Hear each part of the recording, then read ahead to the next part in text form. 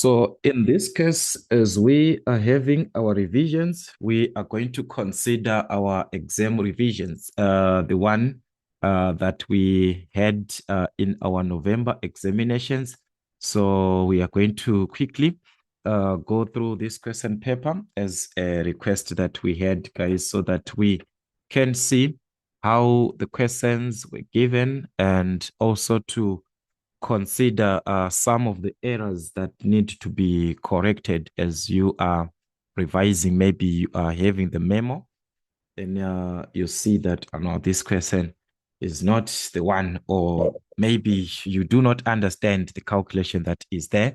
So that is the purpose of this revision that we're going to have, so that we prepare for the tests and also for the exams which are ahead of time.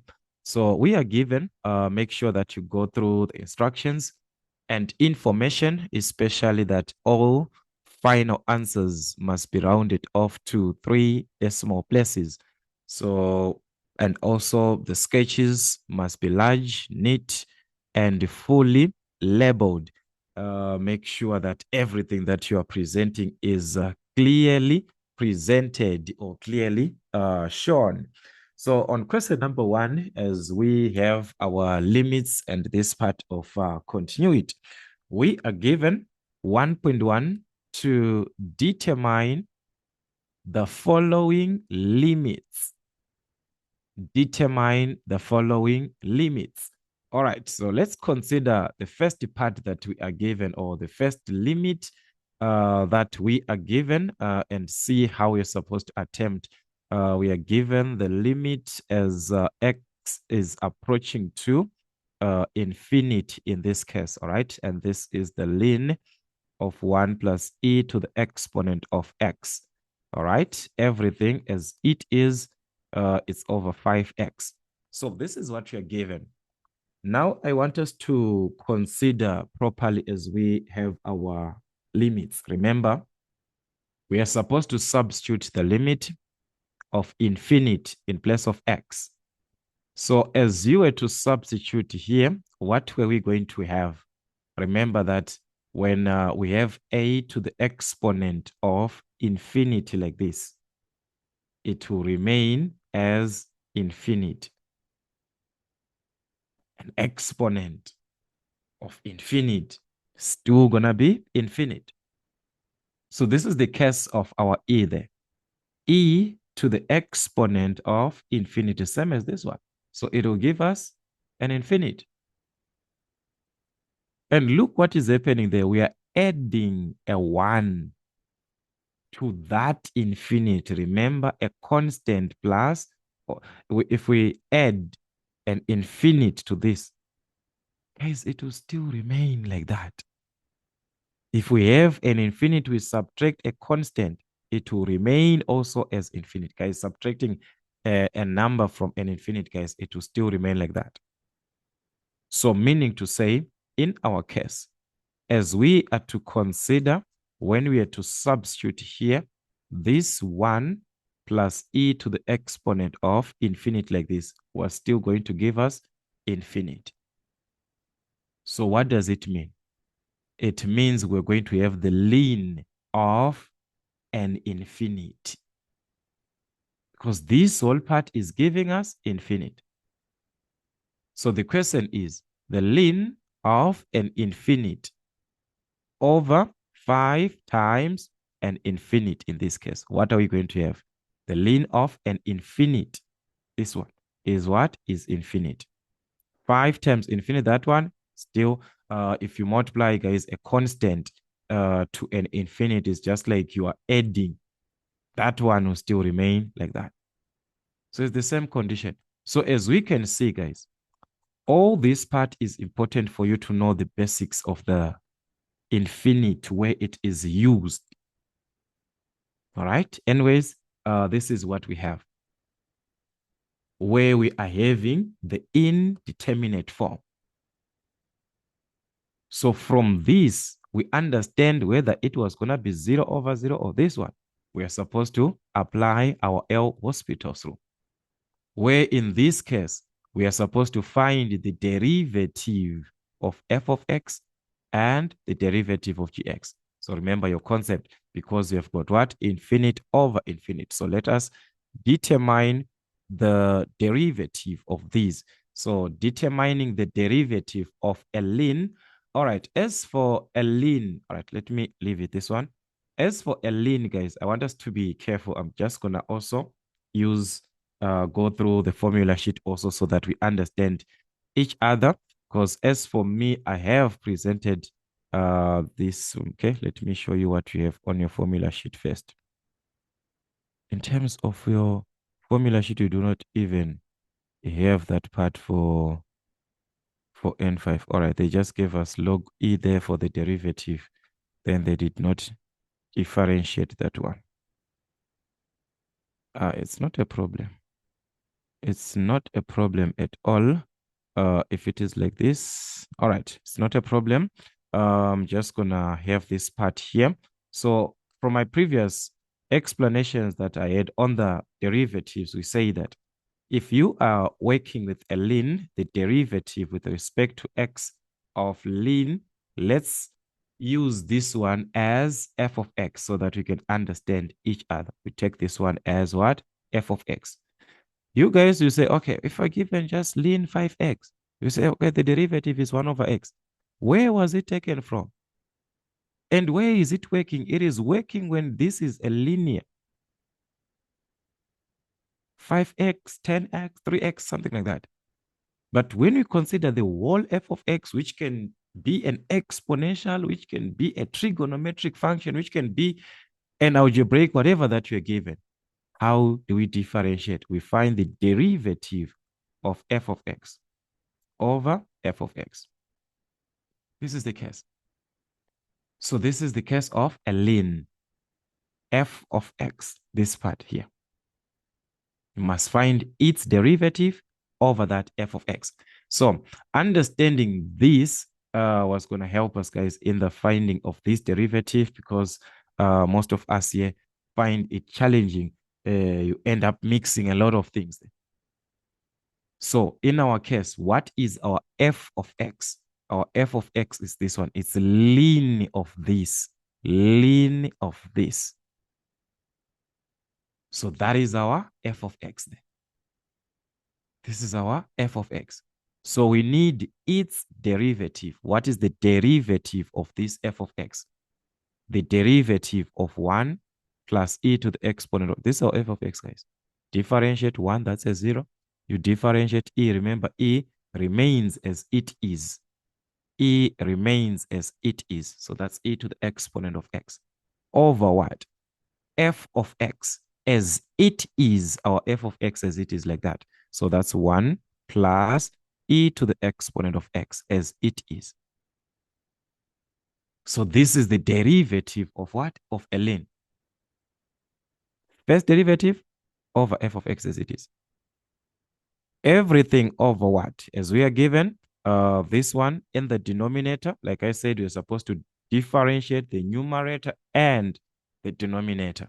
So if we differentiate 5x, that was going to give us what? A 5. So this is what we have. So on the derivatives, guys, let us be very careful. Know the basic ways of what? Finding the derivative. So that is limits goes hand in hand with the derivatives. All right. Anyways, let us see. So we could have applied the limit of this infinite that we are given. But let us go back to our mathematical presentation, guys. I always say a fraction must be in the form of a over b, so that we understand each other. Not to say we've got a over b, then there's another part, a over b over c, like that. No. A fraction is supposed to be like this, a over b. So if I have a over b like this, over a c like this one, how do I simplify this? In our mathematical presentation, this is equal to a over bc. The denominators, take note, b is the denominator of this fraction on top. C is the denominator of what? The whole fraction that we are considering, to say there is this one here. Look here. So C is the denominator. when this here is considered as a single term and we have this one as our division. So b is a denominator on what? A over b fraction. So these denominators, they are combined together. You multiply them together, b, c. So that's how you combine when it is like this. So what am I trying to say? X over y like this, over 2. I have this fraction on top to this one, to this denominator. So it's going to be x. This one is just going to be x over what? I multiply the denominators together. So it's 2 times y, which is what? Which is 2y. Just like that. So these are some of the basics that we just need, guys, working with your algebra there.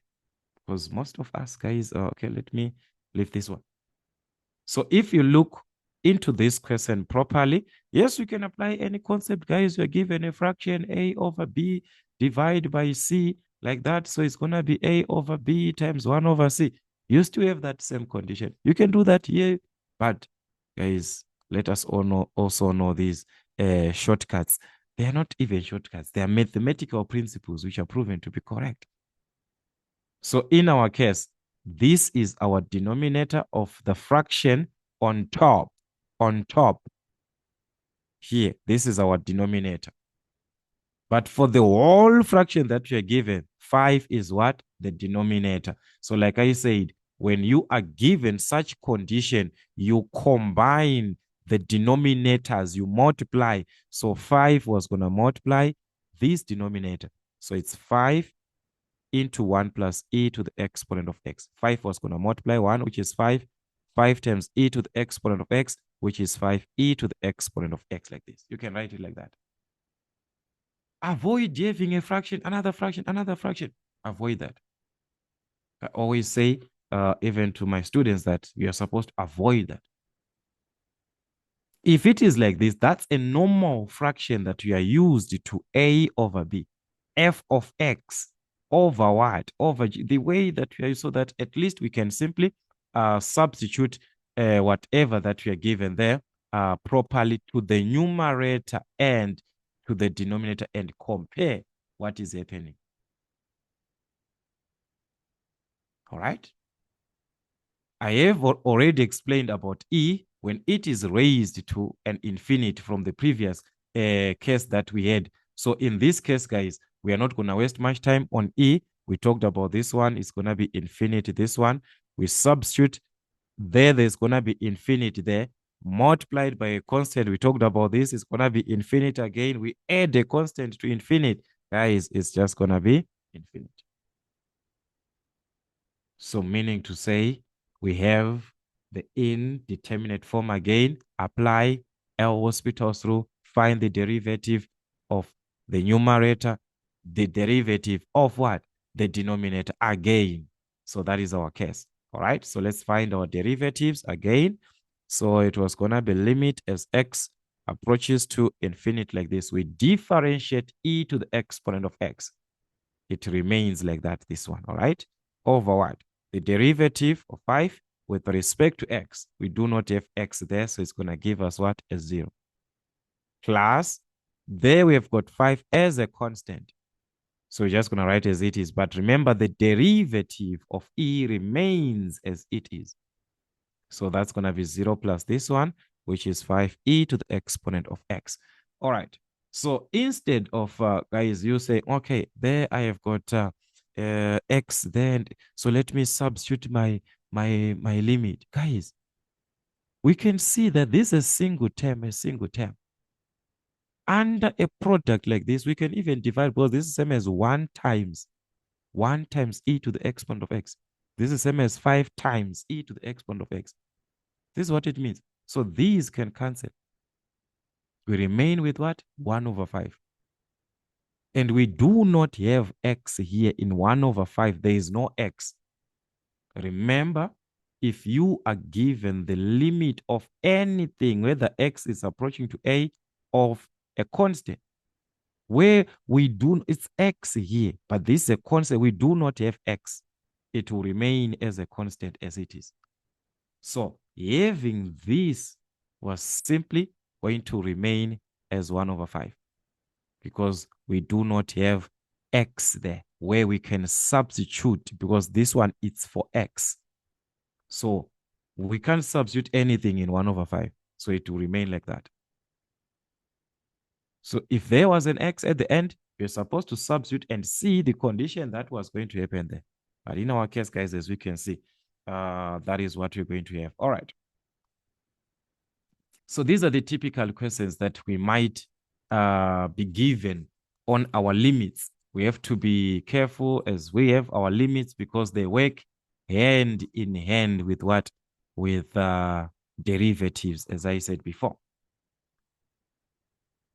If you are to consider another part of our question, that was 1.12, another part again of our limits. So we are given in this case, all right? So let us have this one. That is the limit as x is approaching to what? To 0. So x is approaching to 0 there. Then this is 3 to the exponent of x minus 2 to the exponent of x over what? X squared minus x as x is approaching to 0. So this one, guys, is direct. Let us substitute. We know that an exponent of 0, any number to the exponent of 0 is what? It's 1. So this one was going to give us 1 minus 1. And 1 minus 1, that's a 0. This one was going to be 0 to the exponent of 2 minus 0, guys. That's a 0 there. Again, we have the indeterminate form where we are supposed to apply the derivatives for both the numerator and the denominator. So let's differentiate. So differentiating this 3 to the exponent of x, what were we going to have? This one, it's part of your standard derivatives that you are supposed to be given. Now, guys, you see some of these standard integrals, they're supposed to be extended because of the new additions that we have in our curriculum, and we still have the old formula sheet as we still have to this has to be extended. Anyways, as for the standard derivative of this one, we have it a to the exponent of x is gonna give us what? A to the exponent of x ln of what? Ln of a. So meaning to say that if we are given such, we are simply going to apply that derivative. The derivative with respect to x of a to the exponent of x, we saw that is going to be a to the exponent of x times the ln of a. Meaning to say, if this is our a to the exponent of x, it's going to be 3 to the exponent of x times ln of what? Ln of a, ln of 3. Minus the same thing here, 2 to the exponent of x times the ln of what? The ln of the base, which is the ln of 2. Everything over what? We differentiate. Remember our power rule. You drop the exponent, you subtract 1. So this was going to give us what? If we drop the exponent, it was going to give us 2x. All right, minus, this is 1, guys. So that was just going to be 1. All right, so this is where we are. Let's substitute and see what we are having in this case. As we can see, the denominator cannot give us a 0 there. So we are not going to have this condition of 0 over 0. So in this case, guys, let us simplify properly. All right. If we substitute this one, remember I said, guys, any number to the exponent of a 0 is what? It's 1. 3 to the exponent of 0 is what? It's 1. So it was going to be 1 times ln of 3. That's ln of 3 minus. This was going to give us 1 if we substitute a 0. So 1 times ln of 2, that is ln of 2. Over what? We substitute a 0 here. So that's 2 times 0, which is what? 0 minus 1. 0 minus 1, that's minus 1. So this is where we are. In our mathematical presentation, to write a negative in the denominator does not make sense.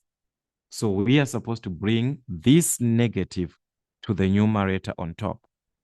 But as we bring this negative on top, take note, we have 2 terms there. the ln of 3 and this ln of 2. So you're supposed to open a bracket to affect with this negative. So it's going to be negative ln 3 minus the ln of 2. So you can leave your answer like this. You can simplify your answer. You can evaluate, you can write it as minus ln of 3. If you multiply by negative, negative times negative, which is positive ln of what? Of 2, which you can even start with a positive value, or you can have it as a decimal from that part. All right, sorry for that. The negative that we are given there into what? The ln of 3. So that's ln of 3 like this. So take note, we opened this bracket. It is us who opened this bracket, but there's a bracket that is for a ln here. Yes, its own bracket, this one. So take note about that one. So you have to close that bracket of a ln, this one. All right. Then we consider the other part that is following. So that is minus the ln. As you can see, opens the bracket. So you put a 2, then you close the bracket of that ln.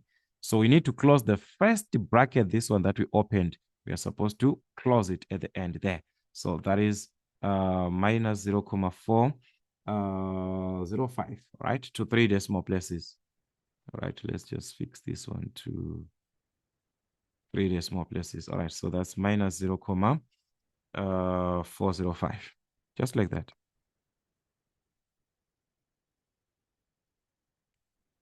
As we are given our instruction to 3 decimal places. So this is the condition of our limit, just like that. Just like that. All right, we need to consider another part, and this question, most of us, we are just used to a condition when they give you this part of our continuity there, when they give you and it is discontinuous. Now you see, they know that you guys, you're just memorizing, you're no longer revising the basics of knowing the concept. Look here. Determine the value or values of x for which f of x is continuous. You know the conditions of being discontinuous when the function is limited to the denominator being what? Being 0. Where the function does not operate at that condition. So what about being continuous? It means these are the operating values of this function, the values of x that will make this function valid. For any value of x that you put there, this function becomes valid. You can simplify it. So there were 2 things to consider here, because whenever you compare, it is always about the denominator. Guys, the numerator is not affected. As long we do not have the square roots there on top, we are not affected. Leave it like that. Leave it like that. What we have in our case is for the denominator there, mostly. Considering our denominator, we do understand that it is not supposed to be equal to 0. That's first thing. So work in that manner to say the square root of 2 minus x is equal to, you know that it is not supposed to be equal to 0, but you use it as equal to, so that you know the value of x when it is equal to 0. What is the value of x that will make this to be equal to 0? That is what we want. What is the value of x which will make this to be equal to 0? So instead, we can say that there's a square, so we can simply work with what? What is under the square root? 2 minus x. Yes, we can square, guys. It's up. This one is up to you if you want. 2 minus x is equal to what? To 0. So it means 2 is equal to what? To x. So x, when x is 2, I want you to note this. This function becomes discontinuous, or it is discontinuous when x is what? Is 2. Meaning to say, for this function to operate, we are supposed to compare now with 2. Because being continuous, these are the operating values.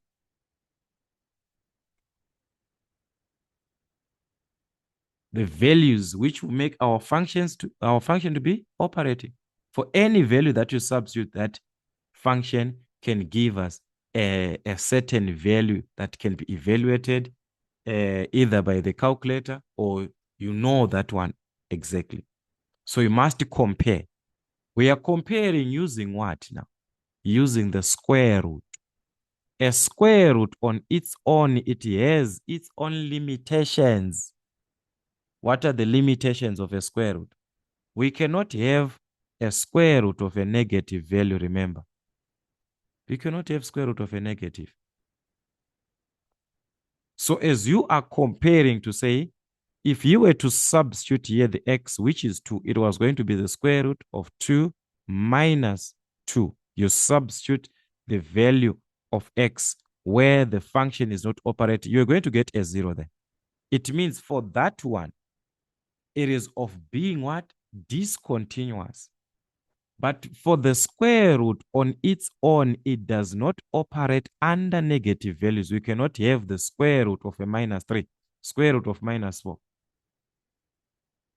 So it means comparing these two that we are having, we have to compare with the square root now. Are they going to be bigger values or are they going to be lesser than that 2? What is happening there? We are subtracting, guys, 2 minus x. We are comparing from 2. If a number is bigger than 2, let's say it's 3, you subtract 2 minus 3, what was going to happen? We're going to get a negative value. For a number which is bigger than what? For a number which is bigger than what? 2. You're going to get a negative value, which does not operate.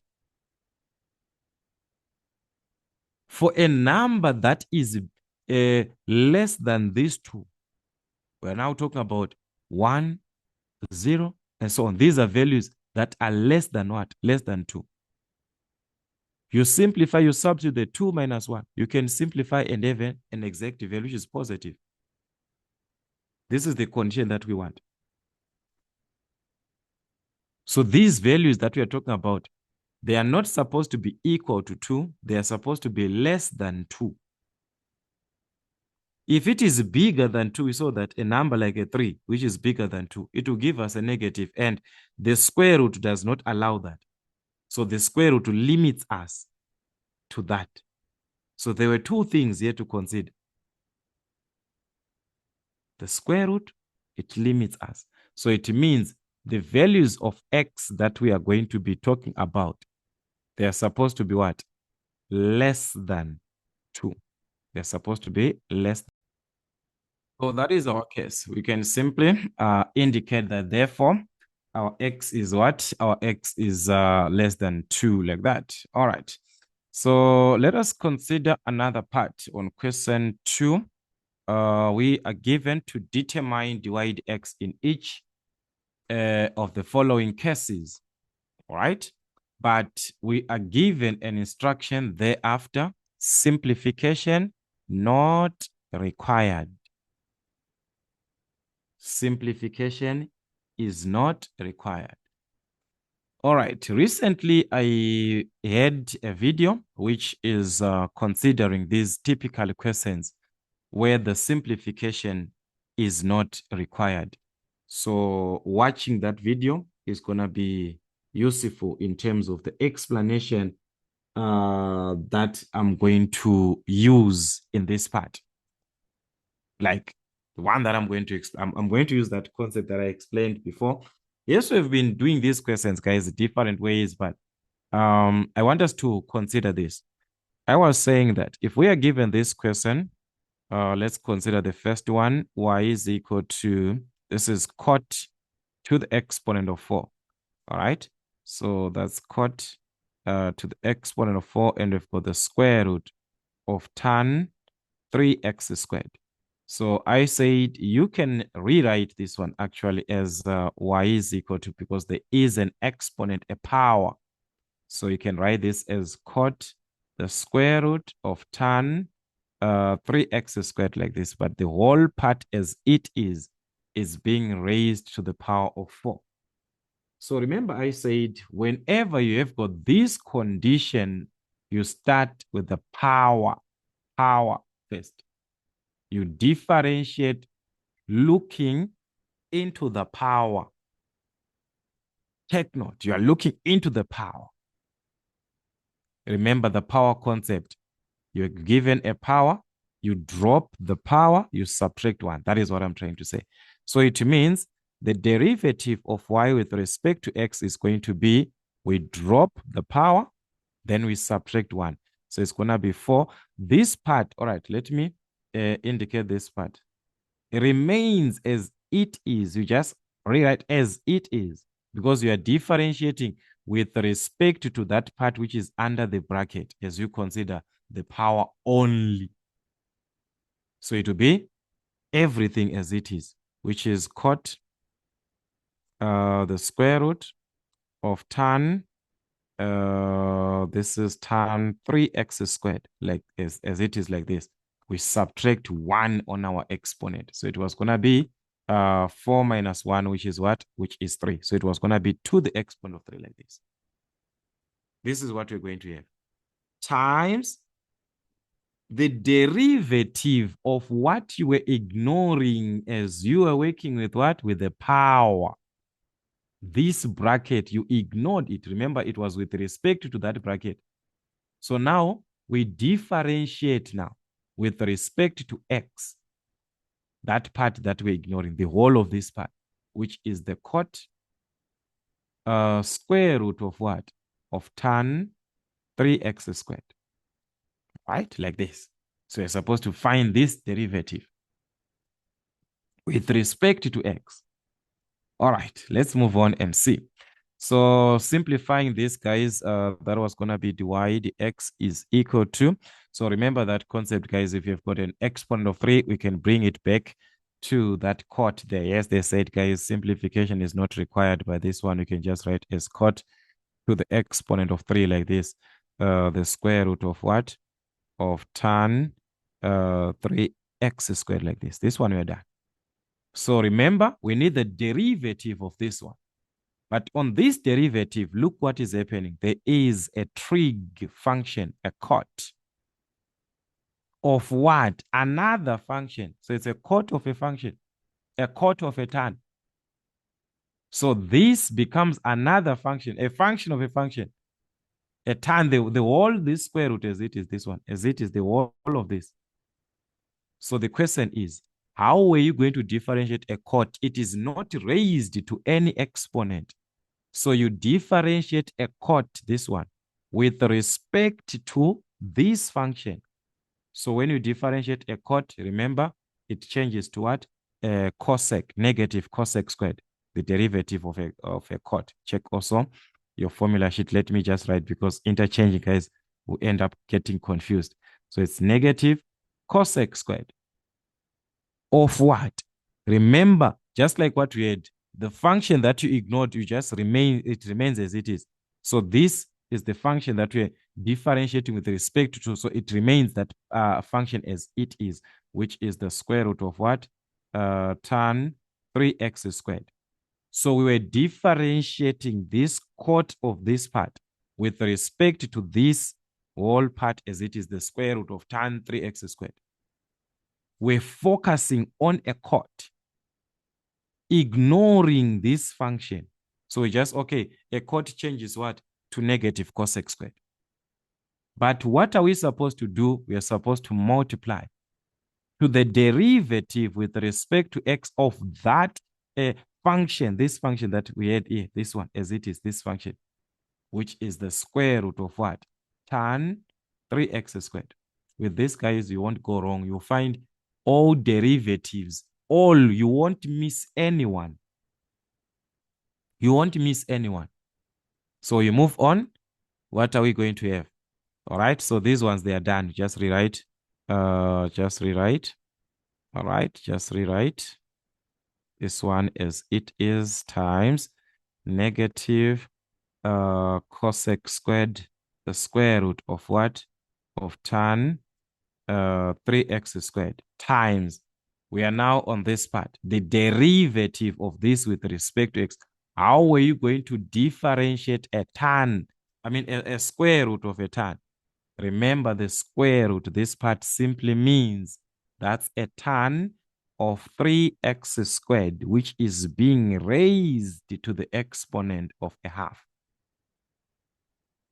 So to find the derivative, we are back here to the original part that we had when it was raised to the exponent of 4. The power. We are back again to that condition of a power first, because this one is being raised to the exponent of what? Of a half. So we differentiate looking into the power. The power. We drop the power. Then what do? We subtract the 1 because we are ignoring this function. This is the function that we are ignoring. We are just focusing on the power. Wow, there. So we drop it. It means it was going to remain inside the bracket as it is, the tan of 3x squared. But what are we going to do after dropping the power? We subtract 1. So half minus 1, that's a minus half. This is what we're going to have. Times what? Remember, you were focusing on the power, just like the previous case. This is our function. We're ignoring this other function. We have been ignoring it. We just rewrote as it is. We're not even concentrating on it.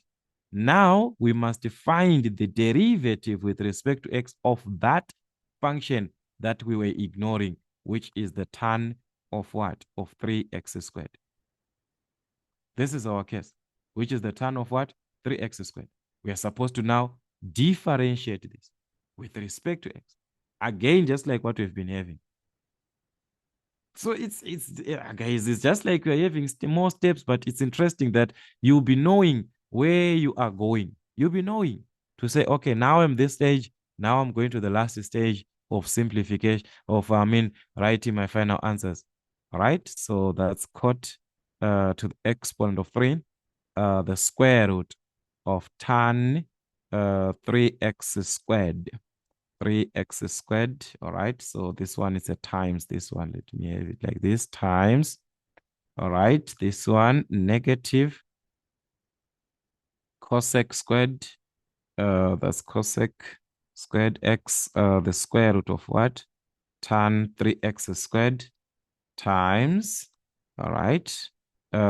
This one. All right. So this one, yes, guys, they say the simplification is not required. But guys, these ones to the exponent of minus half, we can even see that it was what? 1 over 2 times 1 over tan 3x squared to the exponent of a half, where we can multiply the numerator to the numerator, which is 1 over what?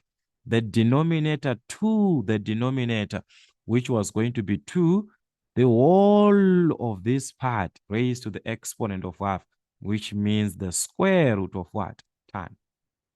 Guys, we can just write that one. Yes, they said simplification is not required by that one.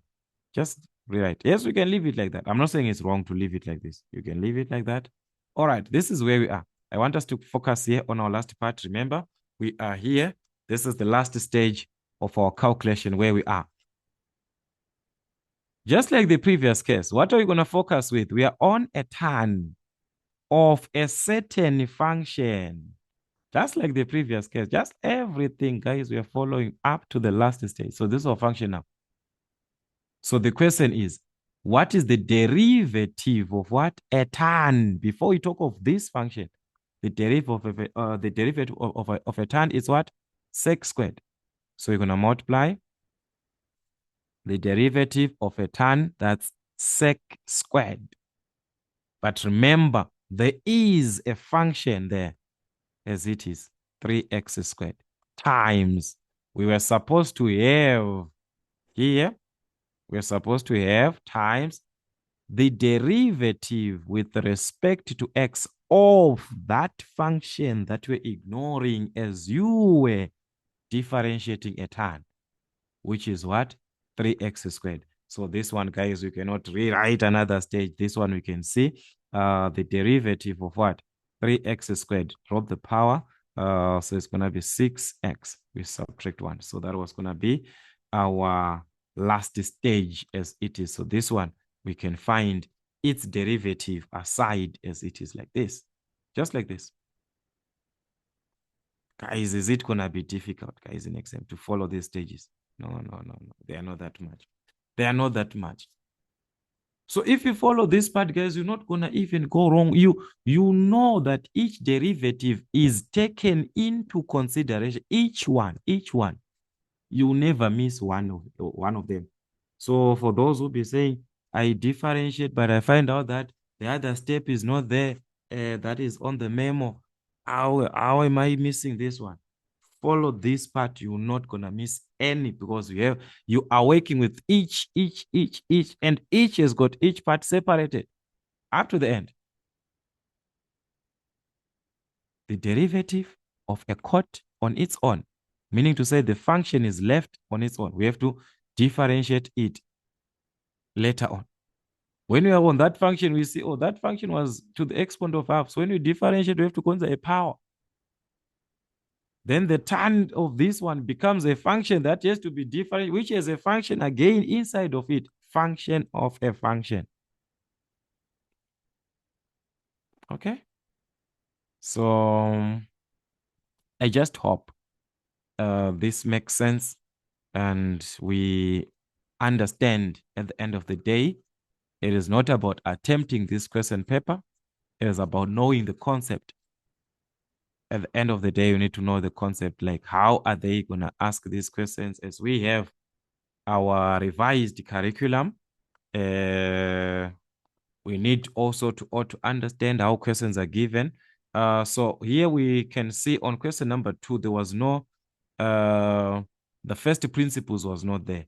So that does not mean to say on the revised curriculum, the first principles is no longer there. It has been removed. No, it is part of our syllabus. It is just that it was not there for this question paper. All right. Anyways, let's move on. 2.12. Again, using the same concept, we can differentiate this one. Simplification not required. All right. So let's see what we are given here. So this is y is equal to a tan. And the whole of this part simply means, all right, no problem. No problem before you consider it, because it is not like a tan is affected by that square root. It is not affected because it is not like a tan squared, raised to the exponent of a half, or where we have the square root. The square root is on its own. So we can even start applying our derivative of y with respect to x using that concept.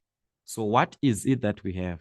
There is a tan of a function, a tan of this whole function, this one, as it is. That is what it means. There is a tan of this function. So what is that I just said now? I said you differentiate that tan with respect to that function. So we are differentiating a tan on its own. The derivative of a tan is what? If you differentiate a tan, we know that's sec squared. A tan, sec squared. So it was going to give us sec squared of what? That function. So it's sec squared of that function as it is, which is the square root of what? 1 minus e to the exponent of 2x over what? 1 plus e to the exponent of 2x as it is, but it's now differentiated to a sec. What are we going to do? We are going to multiply to the derivative with respect to x of that function that we've been ignoring. So we are supposed to differentiate 1 minus e to the exponent of 2x over what? 1 plus e to the exponent of 2x here. So the question is, how are we going to differentiate this? That's the question. How are we going to differentiate it? All right, no problem. Let's see. Dy dx is equal to, so here I'm just going to rewrite, guys, sec squared the square root of 1 minus e to the exponent of 2x over 1 plus e to the exponent of 2x like this times. We now differentiate this. In the look of things, we can see that this is the square root where it simply means the whole part is being raised to the exponent of a half. So it means this part. In the look of things, it was supposed to be like this. 1 minus e to the exponent of x over 1 plus e to the exponent of 2x raised to the exponent of a half like this. Raised to the exponent of a half. So we are back the power. Whenever this condition happens where there's a power, consider that power. So we are going to ignore the bracket as this bracket now is our function. So this will be our new function now. This is our new function. So we differentiate looking into the power this time, where we drop the power and subtract 1. So we're going to drop the power, we subtract 1. Where? On this part as it is. On this function as it is. As it is, we subtract a 1, so that's a minus what? A minus half. Subtracting a 1 here. Times what? The derivative with respect to x of that function that we have been ignoring as we were differentiating, looking into the power. There was a function. Not to say that it is not important. It is important. So we have it 1 minus what? E to the exponent of 2x over what? 1 plus e to the exponent of 2x.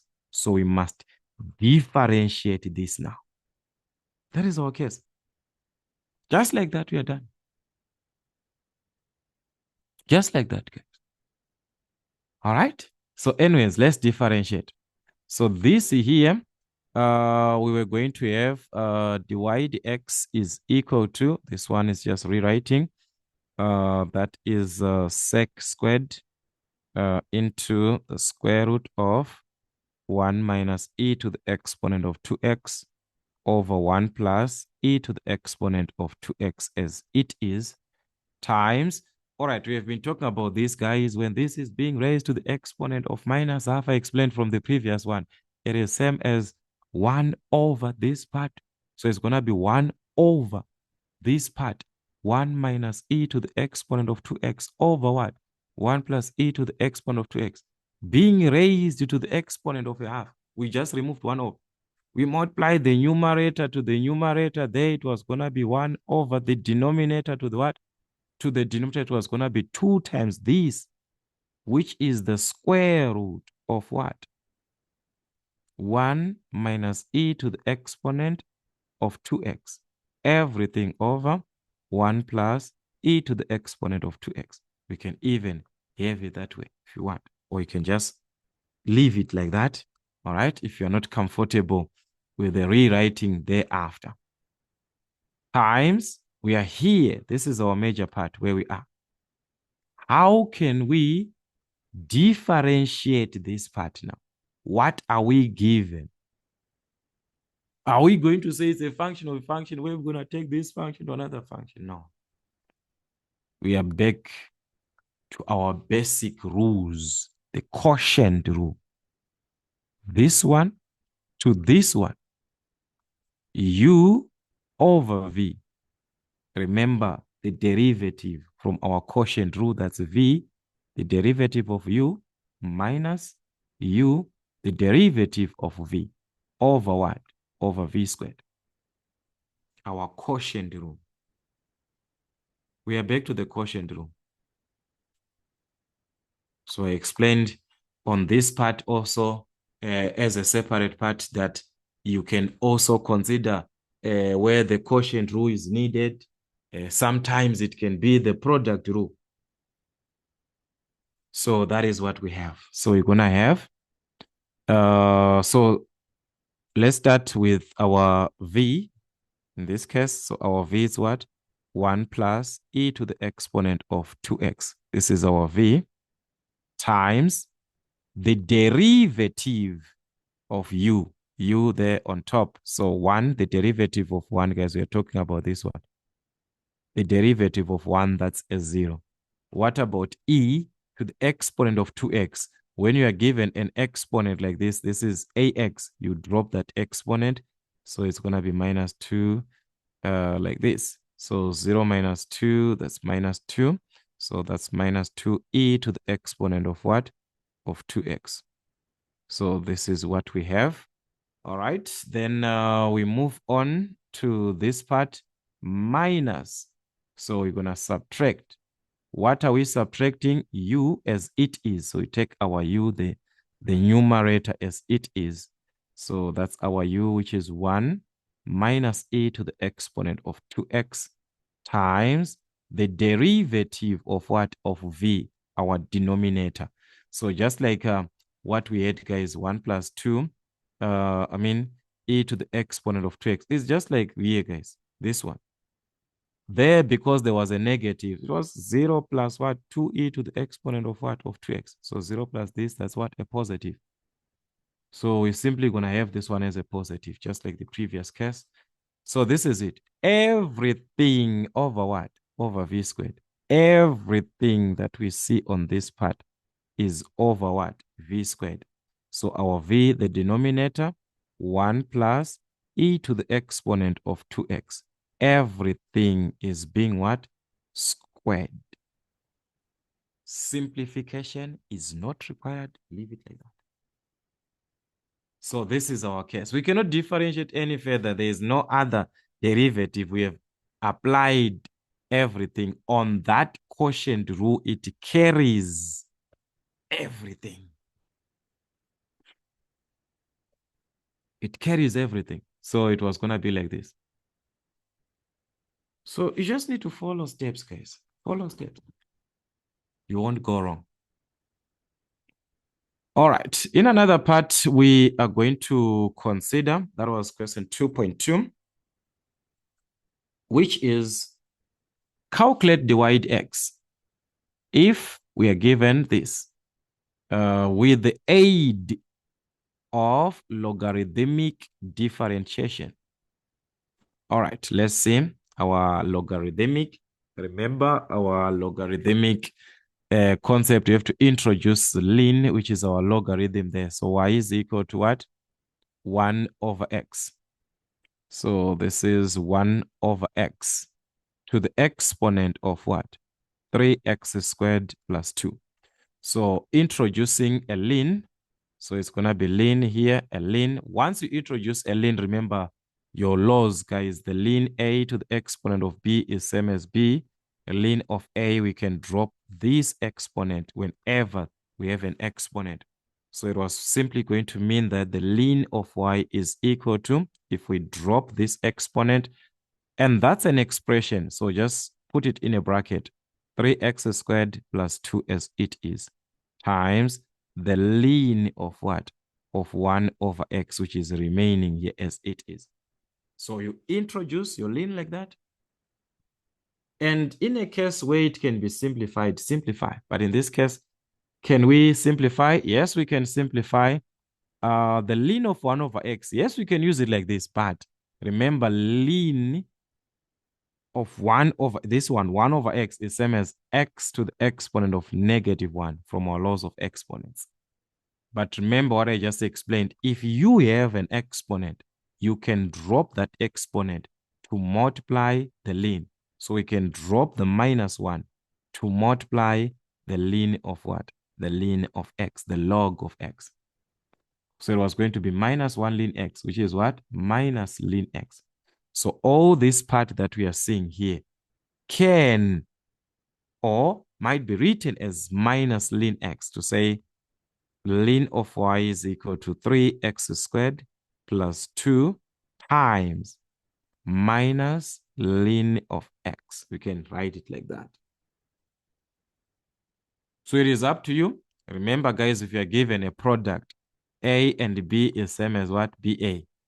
Even a negative, when it is given, there's a bracket, there's a product here. This negative, you can even take it out of these brackets. So a negative is just going to affect everything at the end. It's just this negative can be taken out of the brackets. It is multiplying a lane. This negative, it can be taken out. You can work with that part of a negative where it is as it is like that. It is up to you. But this is what I'm trying to say. When you are given a single term like this one, when you are given a single term like we've got negative ln of x like this, it's a single term. It is just like we're given negative 2 into x plus y like this. Negative 2 into x plus y. It's a product there. You can write it as negative like this. Then you open a bracket and say 2 times x plus y. Guys, it simply means one and the same thing. When this negative enters here, it's going to affect one part because it's a product. So don't get confused with this. We can take this negative as negative, then we just write our normal part as it is. If you want to start with that ln, it's up to you. If you want to start with this bracket as it is, 3x squared plus 2 times the ln of x as it is like this. It is one thing. This negative as it was on ln, it is the same thing as it is like this. Like it's a product of one term. So don't worry. Here, I just want you to see that you can use that negative at the end after you are done with your derivatives in whatever case that is going to happen, or you can simply ignore it like that. Guys, this negative. Why am I even talking about this one? You can even leave it like that. So the derivative with respect to x was going to be determined. All right. So this one here is a product here. Do not confuse. This one is a product. Here is a minus. So we're going to determine the derivative with respect to x of each, meaning to say on a ln of y, where we do not have x, it is going to be 1 over y, the derivative of y with respect to x, just like the part of our implicit. On this side, we have a product of two terms. So in this derivative to be done, we are supposed to apply the product, where we take this one as our u and the ln as our v. Remember your product rule, the derivative is going to be u, first derivative of v plus v, first derivative of u. So this is what we're going to have. But remember, our negative, guys, is just to multiply everything that we are going to get at the end. So it was going to be negative like this. We apply our derivative for this product rule. What is our u? Our u is what? 3x squared plus 2, as it is, times the first derivative of what? The v. Our v is what? Ln x. This one is direct, guys. The derivative there is what? 1 over x plus our v as it is, the ln of x as it is. The derivative of u, our u also is direct, guys. Drop the exponent. That's going to be what? That's going to be 6x plus what? Plus 0 there. All right, so this is what you're going to have at the end. So we can multiply by that negative each and every term. As we can see, there we've got our negative. Also, as we are multiplying by that negative, guys, also let us take this y to the other side. To remove this y, we're going to multiply by y here. We also multiply by y there. So it was going to be like this. That's y into, all right, that's y into this. So like I said, I'm just going to take this negative, guys, into this bracket. All right, so this one is ms over 1. So we put the negative, it multiplies, remember here, numerator to the numerator. So it was going to be negative 3x squared plus 2 over what? Denominator times denominator, that's x. Here it is just a product, but the negative is going to multiply this, negative times positive. So that's negative ln x 6x, which you can just guys write as 6x ln of x. The way that is presented there, guys, is for me, it's better for me to present this way. So this is it. We just multiply by the negative, or you can even leave it outside the bracket, does not affect. So this is our y there, which is originally, we had it given as what? Remember, we had y, which is equal to this 1 over x to the exponent of what? This, as it is, as it was there. So you're going to substitute that y as it is. So therefore, we are going to say that the derivative of y with respect to x is equal to substituting the y that we had. Remember, that was 1 over x to the exponent of what? 3x squared plus 2 into this bracket as it is. So that's it. So many ways of presenting your answers, guys, as long it is giving us one and the same thing at the presentations, from your presentations. Like if you are to evaluate that simplification that you have, or this simplification that I have now, we have one part or one answer at the end. That is the major part. That is the important part. That is the important part. Understand all the basics. It will be important. So in our case, that was it, guys. Let us see the other part, which is 2.3. These questions, we have worked so many, guys. Just do as many as you can. As you can see, maths, it's all about revision. It's all about revision. So on 2.3, we are given that x is equal to 3 plus the square root of this, determine this, the derivative of y with respect to x. As we can see, that's an implicit that we are given there. So we are given x is equal to 3 plus the square root of x squared plus y squared. So in order for us to determine the derivative of y with respect to x, remember the condition of your implicit function, which was okay because so far we just see that there's x and y. How are you going to differentiate? For you to have the derivative of y with respect to x, it means you are supposed to differentiate with respect to x. Whatever function that you be having, it must be with respect to x. So 1 with respect to x is going to give, this x, with respect to x is going to give us what? A 1. The derivative of x with respect to x, that's what? A 1. Which is equal to 3 with respect to x. 3 is a constant, so therefore its derivative is going to give us what? A 0. Then we differentiate this part here with respect to x.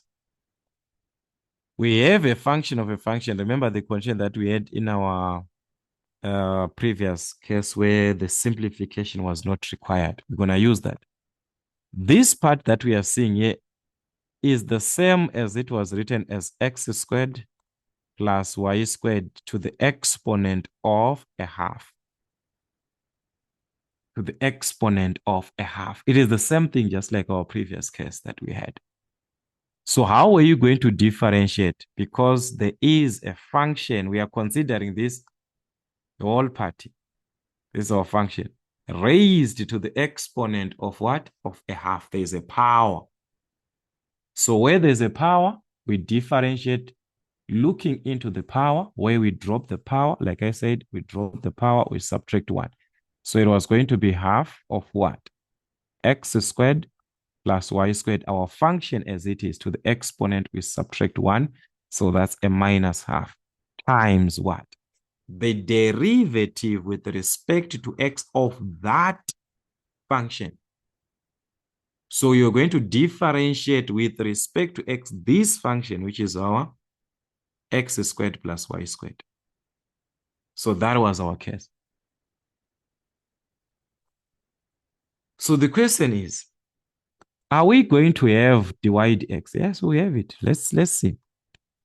1 is equal to this one, guys. I'm not going to talk much. I've explained this one as much as I can. So I'm just going to write 1 over 2. So as you can see, 1 over is going to be square root there of x squared plus y squared. All right. This is times the derivative with respect of this one or with respect to x.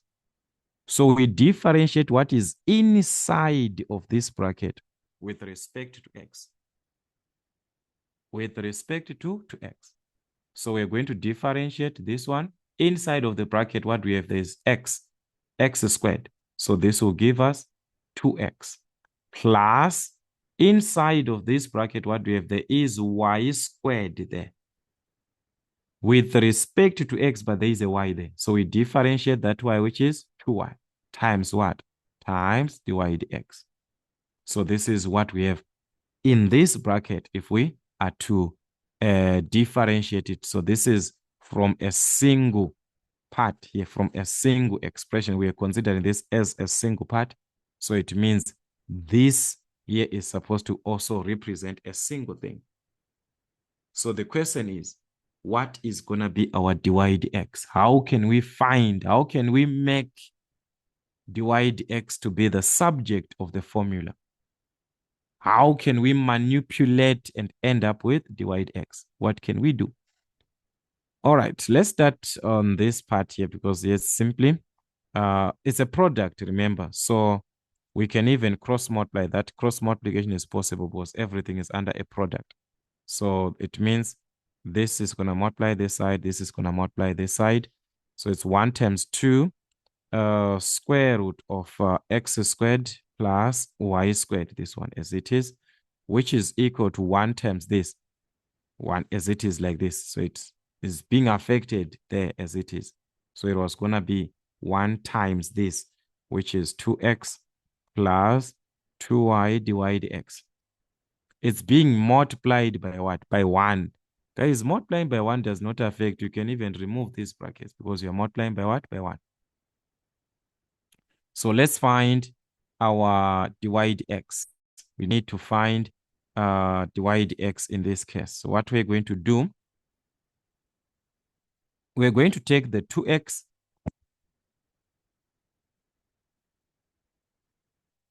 Let's take it to the other side, this one. Because we do not have divide x there. So it's going to be a negative. So it's 2, the square root of x squared plus y squared. We take that one, so it's going to be negative 2x, which is equal to, remember, we took this one to the other side. So we are remaining with what? With this one, positive 2y divide x on this side. So that's positive 2y divide x. We need to find divide x. So definitely you're going to divide by 2y, which is a product. There's a product. So divide everything by what? By 2y on this side. So this can cancel.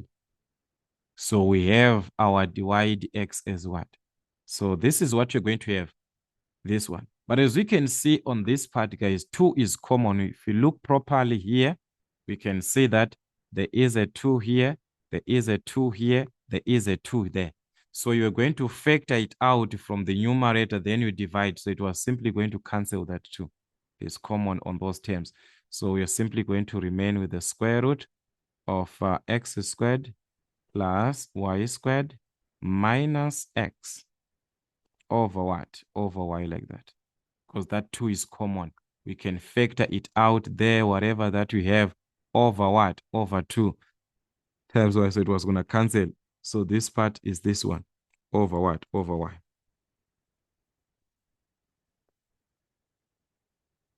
Just like that. So this is our divide x. The derivative of y with respect to x. Just like that. Just like that. So if we are to consider another part now, all right, here, let me just remove this. Determine the equation of the tangent to the graph at a point 4, 3. How can we determine the equation, guys, to the equation of a tangent to the graph? Remember, a tangent is just a line which touches the curve or the graph at one point, at a single point like that. So we are given the point of tangents where the line is going to meet with the graph at a point 4, 3. So we have a point 4, 3. What does it mean? We have the x value, we have the y value. We need the equation where we are talking about a tangent, a straight line. Its equation is in the form of y is equal to mx plus c. But the question is, we do not have this m, the gradient. We have a point that we can use to find the c at the end if we have m. So where are we going to have m? From the derivative. Remember, m represents the gradient expression. So this part here represents our gradient expression. So if it represents the gradient expression at a point where x is 4 and y is 3, we can substitute that to determine the exact value of that gradient, because we are saying it is a gradient expression. So it means substituting the value of x into this, the value of y into this, is giving us what? Is giving us the gradient. So m, which is equal to dy dx at that point, was going to be the square root of, this is x squared. Our x is what? 4. So that's 4 squared plus y squared, which is 3 squared, minus x. Our x, remember, that's 4 from that point. Everything over y there, y, which is 3. So simply use your calculator, guys. The square root of 4 squared plus 3 squared, the whole of this part was simply going to give us a 5. That was going to be 25, which is 5. So we've got 5 minus 4 over 3, which is what? 1 over 3. Or like I said, just use your calculator. So we have the gradient from what? From dy dx. The gradient is there. So having the gradient, the equation can be determined because already we know the format, guys. Finding the equation of a straight line, because it's a tangent, it's a straight line. So our equation is in the form of what? Y is equal to mx plus c, like I said, where m is the gradient, and we calculated this as what? We got 1 over 3, so that's 1 over 3x plus c, where c is the constant to be calculated from the point that we are given. Remember, we have got x value and the y value there. So y is equal to what? 3 when x is 1 over 4. So that's when x is 4, sorry. So in place of x, I'm going to substitute a 4. So that's it. Let's calculate our c. So that was going to be 4 over 3. So you're going to subtract that 4 over 3 this side, which is equal to c. So that is it. 3 minus 4 over 3 was going to give us what? 5 over 3. So just use your calculator properly. So meaning to say, therefore, our equation was going to be determined from this. So therefore, we're going to have y is equal to a third of x plus our c. And our c, that is what? That is 5 over 3.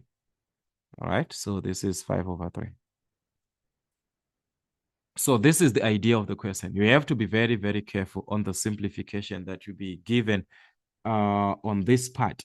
So when you are given questions of this nature, try by all means to make sure that everything is presented properly, because as we can see, it is a continuation from the previous part of the derivative of y with respect to x. So it means if this part is wrong, it was going to affect everything in this calculation. So we have to be very, very careful on that one. So considering question number 3, we are given this time that is f of x. So from this f of x, which is 2x cubed minus 3x minus 2. The question was to determine the coordinates of the turning points of f of x. So remember, when you are working with the coordinates of the turning points at that condition, we just apply the first derivative, all right? So at any turning point, we do understand that the first derivative that we have with respect to x is supposed to be equal to 0. So from the f of x that we have here, what is its derivative? So the derivative was going to give us what, guys? This was going to give us 6x squared minus 3, all right? So 2 is a constant, that's a 0 there. So our first derivative is supposed to be equal to 0. That's 6x squared minus 3. Let's equate this one to 0. Take the minus 3 to the other side. That was going to be what? A positive there. Simply divide by 6 by 6. That's x squared is equal to 1 over 2 or 3 over 6 as it is. You can even just leave it as it is like this. All right. So we can simplify or we can evaluate this value that we are given. All right. So from our calculator, that was going to be the square root of, so you're going to need the square root here, the square root, so that we've got the x value. So that was going to be the square root of 1 over 2. So considering the square root of 1 over 2, that's 0, 0.707. That's plus or minus. Remember, if we are considering or if we are working with the square root, we've got what? Plus or minus on our simplification. So this is what we're going to have. And for these values, we're going to substitute them into the original function in order for us to have our turning points. So therefore, guys, we're going to have our turning points. The first one, when it is a positive, when x is 0, 0.707, you substitute as it is here. So it's 2 into this 0, 0.707 to the exponent of 3 minus 3 into that value as it is. All right, minus 2. So doing that, guys, on your calculator, you are going to obtain negative 3.414 like that. And the other one, if you do the same thing, substituting a negative 0, 0.707, you're going to get negative 0, 0.586. All right, so these are the turning points that we're going to have at the end. All right, so guys, this one was direct. We just need to know our derivatives there. That is it. Then we are done. Then from the same consideration, draw 3.12, draw a table of x and f of x, where x ranges from what? X is equal to minus 2 to x is equal to 2. This is the range of values of x. So we are simply having our f of x as it is, then we substitute these values into x, our function that was for us to obtain this table. All right, that's 3.12. I'm just going to have it aside here. All right, 3.12. So remember that our f of x, guys, was given as 2x to the exponent of 3 minus 3x minus 2. And we are told to have our values from negative 2 up to positive 2. So this is going to be x. These are the values of y, which represents our f of x. So you can write as y there, or you can write as f of x. It's up to you. All right. So that is it. From minus 2 up to 2 as we are given. That's minus 2, minus 1. We move on to 0, 1, 2 as we have our numbers from the Cartesian plane or from the order of our number line. So you're simply going to substitute, guys, as it is into the calculator. So once you have this presentation, you're just going to substitute back, like here it's minus 2, open a bracket, to the exponent of 3 then minus 3 into what? Our x, remember, that's minus 2. So that's minus 2. Then minus 2 on our formula there. That's a minus 2. So that was going to give us minus 12. All right, yes, because I fixed my calculator. Let us go back to the normal mode. So this is what? Minus 12. So that is what you're going to have, minus 12. So in the same sense, you do the same thing, guys. We're going to have the same here. Now we just have to substitute there. You put a minus 1, all right? You move aside. You're going to put what? A minus 1 in place of what? In place of that x that we are given. We have it as a negative 1. So we're going to do this, guys, throughout. We are going to obtain what? Negative 1. So that was it for a 0. You're going to get a negative 2 for 1, a negative 3, a 2, a positive 8. So that was the condition of our question. And from there, we are being asked to draw a neat graph of f of x between these values to show the turning points on the graph. Between what? These values that we are given. So we have got our turning point. Take note where we've got our turning point and the values that we are also given here, this part. All right.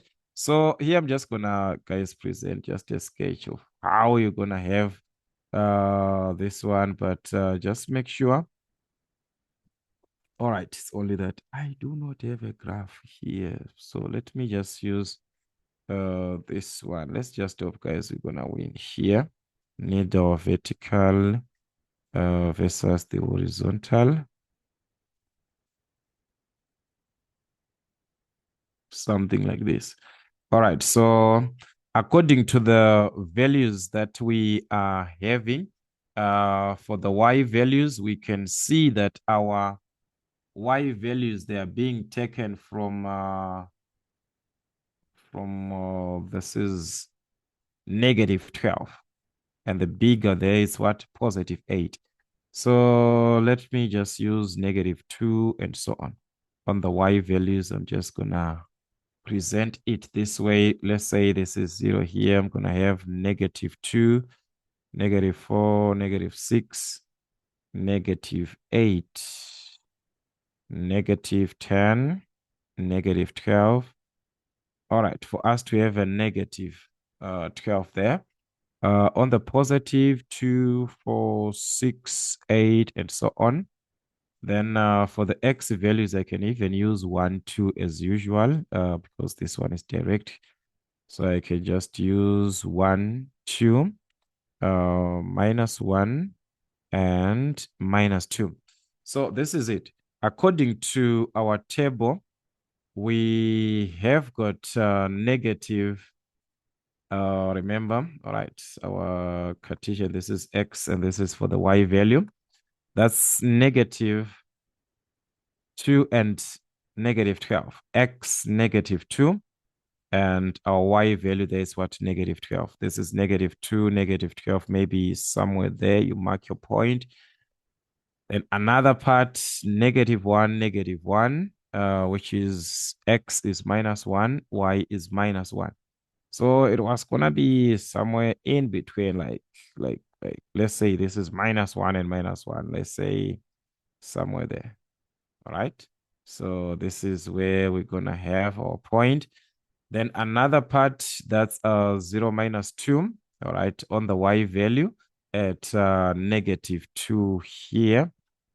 There's supposed to be a turning point there. All right, 1 versus minus 3, 1 versus minus 3 in between 1 and minus 3. Let's just say in between there, guys. You're just gonna see something which is nicer than this one, guys. All right. Then another part is 2 versus what? We took this one, 2 versus 8.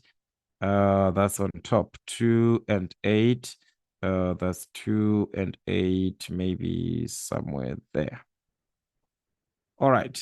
So I want us to see that we have got the turning points. Remember, there is a turning point 0, 0.7, and a negative 0.7. Negative 0.7, it means it is in between the 0 and -1, in between here.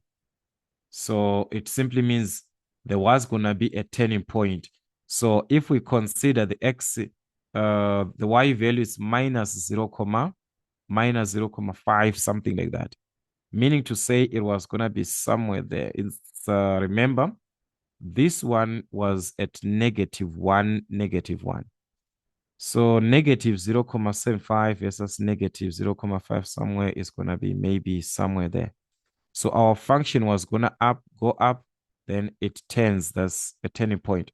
So just, guys, this is a sketch, all right? This is a sketch for you to just have, like, it's going to go up to this point, then it goes back. That is the condition of that part. It's a turning point. So there's a turning point that we have to consider. And there is another turning point, this one. Remember, there's another one in the positive. There's this one in the positive, 0.7 versus -3, something there. 0.7 is on the positive side, just before one, somewhere there. So there's a turning point. This was 1 and -3.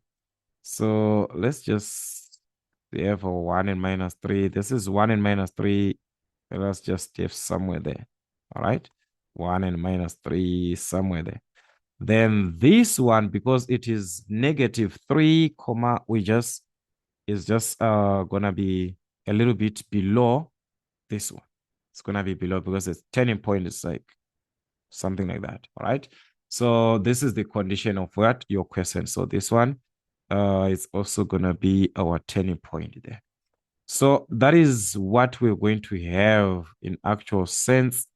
But like I said, guys, this is just a sketch. So you're going to join your points to the turning point. Then it goes back to here to another turning point. So here there's a turning point. Then it goes back to this point at the end. All right, something like that. Okay. So this is how it was going to be like. So this is our condition. So this turning point, as I said, guys, these are turning points. So this one is the one that is positive, the one for 0.7, 0.7 versus -3,414. All right. Remember, there was this one which was positive and another one which is what? Negative. So the negative one, this one is at what?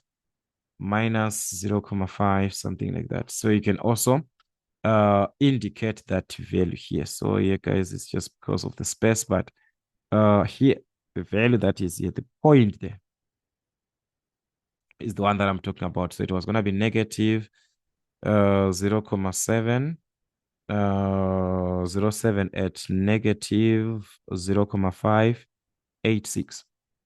So you must indicate that one is a turning point. This one is also a turning point. So these are the conditions that we just need as a sketch. All right. So you present something like this. This is your f of x.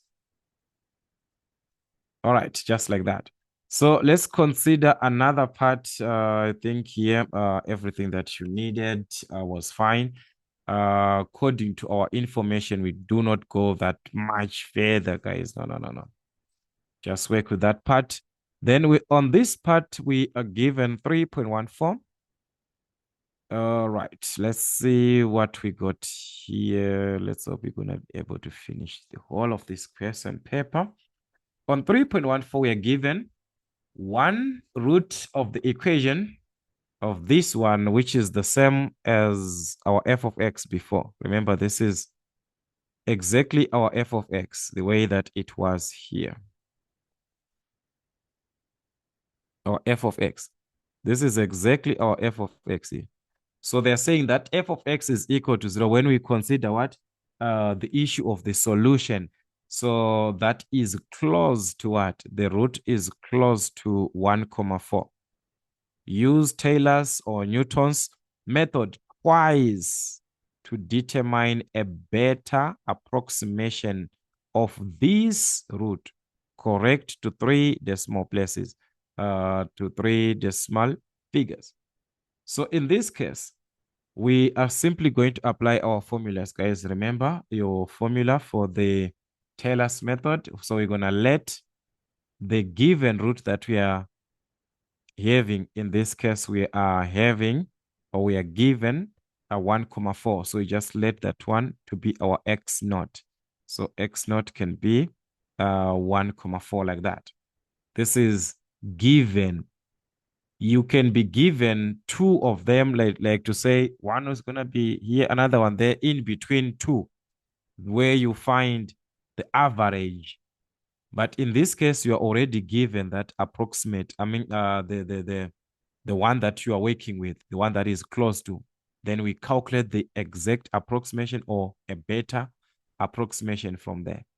So our formula states that, remember your Newton's method, x1 is equal to x naught, the one that you started with, minus f of x naught. Everything over what? The first derivative of x naught. So this is our basic formula, which states, or which simply tells us that we are going to need f of x as it is and its derivative, this one. As we can see, we have f of x and its derivative. So we need to substitute our x naught, which is the first value that we had, this one, 1,4. Our f of x, remember, it is given, that was the original function that we are given, guys, 2x cubed minus 3x minus 2. So when we say f of x naught, we are just, for the value of x that you are given, substitute that in place of what? In place of x. So our x is what? 1,4. In place of x, put 1,4. That is what you're going to have. So simply use your calculator, guys, on this one. And also to 3 decimal places. So you can even fix your calculator to 3 decimal places. So this was going to give us negative 0,712. All right. You do the same thing for the derivative. As we have the derivative, remember it was 6x squared minus 3x, minus 3. This one, it gave us 6x squared minus 3. So we are going to substitute now when we say first derivative, that with respect to what is the value of x on that first derivative, 1,4. Our x naught is 1,4. So just substitute as it is in place of x, but of what? The first derivative this time, as we had on the original function. So that was our simplification, the one that we are going to have. And this was going to give us 8,75. 8,76, all right? So this is 8,7602, 3 decimal places. So what you need is to fix your calculator to 3 decimal places. So whenever you're calculating, you know that your values will be to 3 decimal places. So this is 1,4 to the exponent of 2 minus 3 like this. So that's 8,60 like that. All right. So with these values, we can substitute to obtain x1, the first part. Remember, they said we are supposed to use this twice. So calculating x1, it means we have applied our Taylor's method once. Calculating x1 as we are doing here, we have this is the first time, that's once. So we have to apply again to calculate x2. So let's calculate x1 first. Our x naught is given. We did not calculate this. It was a given value. So we just substitute as it is. Even if it was us who calculated that, still the use of the formula of the Taylor's method is here. So you say, I'm starting to use the formula now. There we were finding values which are needed on the formula. So now using the formula, that's we are applying now your method, Taylor's method. So what is our f of x? This one, f of 1,4, this, the negative, this one that we got negative 0,712. Everything over this first part, the first derivative, we got 8,760, like that. So this is it. We can just leave it like that, or just have the bracket affecting everything. So that's our x1 to 3 decimal places as we are given on our instruction. That was going to be 1,4 minus. So we are supposed to have a fraction there. That's okay. You can even ignore that bracket, all right? Or you can have it. It's not a problem. So that's minus 0,712, like this. Everything over what? 8,760. Of which we can ignore that because this 0 is just for the presentation of the 3 decimal place. So this is what we're going to have, 1,481 to 3 decimal places. So that's 1,481. So with this value of x that we have determined, just like the previous case, we are going back to the f of x.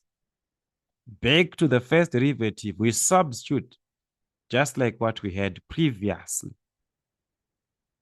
In place of x, we substitute that on f of x. In place of x, we substitute that value on the first derivative. So what were we going to have here if we were to substitute 1,481? Make sure that you substitute properly in place of x. So this was going to give you 0,054 to 3 decimal places. The same thing here on the derivative of f of x. Substitute everything properly in place of x.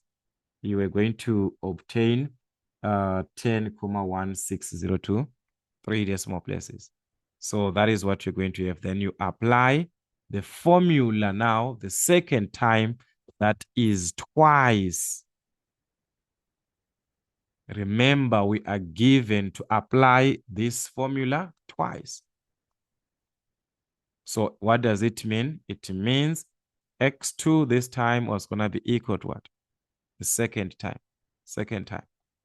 So that is going to be from x1 that we calculate, just like what we had. So it's going to be x1, this one, f of x1, x. So this is it. So our x1, the value that we calculated, 1,481, like this, minus on the f of the one that we had. This time we are using what? Our x1, the one that we got is what? 0, that's 0,054, like this. Everything over. For the first derivative, we obtained 10,160, like this. So we can even just ignore that one. It is not important. It is important when we are writing the final answer to say we are supposed to have the 3 decimal place. So substituting this part and simplifying everything, that was going to give us 1,476 to 3 decimal places. Just like that. So that was the application, guys. We are asked to apply or to use this twice. Use it twice, 2 times. So depends with the instructions. Sometimes they can say once. You just apply up to this point where you calculate your x1. That is when it is once. All right. So as you can see, guys, it's a matter of working with more questions. This can actually help as we are having our revisions, past exam papers. And also I was actually saying this, for now, make sure that as an individual, the textbook also that you are using, all right, make sure that you are using the revised curriculum, all right? For now, at the stage that we are supposed to be working with the revised so that you get to understand some of the techniques, how they can be given, like better ways than what we had before. Not to say something has changed, no. Better ways of simplifications. So it is most important that you work the textbook that you are using as an individual. Make sure that it's what? Revised. All right. Anyways, looking into 3.2, we are given there, find the dimensions of a rectangle with a perimeter of what? 300 meters. What we are given on this rectangle is the perimeter. All right, that's our 3.2. We have a rectangle and we are given its perimeter. We do not know its length. We do not know its breadth. These are the dimensions, or you consider the width, length and width, or length and what? And breadth. What we are given is its perimeter. We are told that the perimeter is what? 300 meters. How can we calculate the dimensions from here? There is no way, because from this part, we just know, guys, perimeter is equal to what? 2 into length plus breadth. This is what we understand from what we are given so far, where our perimeter is what? 300 is equal to 2 into length plus what? Plus breadth. So dividing this one by 2, which is outside of this bracket, can cancel this part.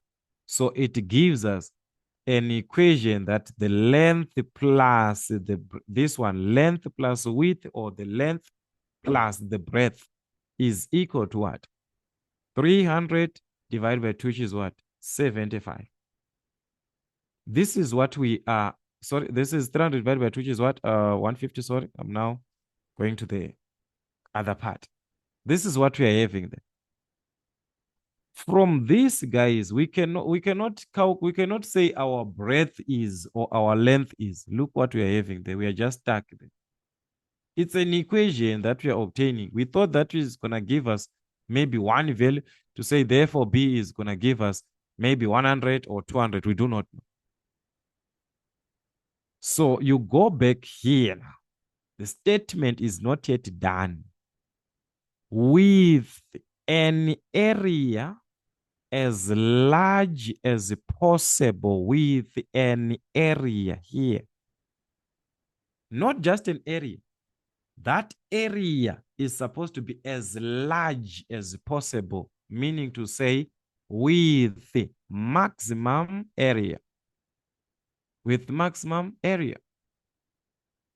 This is the consideration that we are talking about there. The area has to be maximum. As large as possible. So they are asking us here the applications of our derivative, maximum values. The area has to be maximum here. The condition, our condition here, area has to be what? Maximum. Area has to be maximum. So from that area, how do you calculate the area? The area, we can calculate it from where? All right, remember, our area is equal to length times width, or length times breadth. So this is the expression for area given in terms of length and breadth. So we can have it in terms of one letter, because For us to use the maximum condition, it's either we're going to have the derivative of the area with respect to length, which we're going to say it is equal to 0, remember, for maximum values. Or we are going to have the derivative of the area with respect to the breadth. Then we say it is equal to 0. We must have it in terms of one letter. One, either one of this, either one. So you choose which one is going to be up to you. From this one, that is where you can tell it is up to you. So as for me, I'm just going to make the breadth the subject of the formula. So making the breadth the subject, it means the breadth is equal to what? I'm going to take the L to the other side. So that's 150 minus L.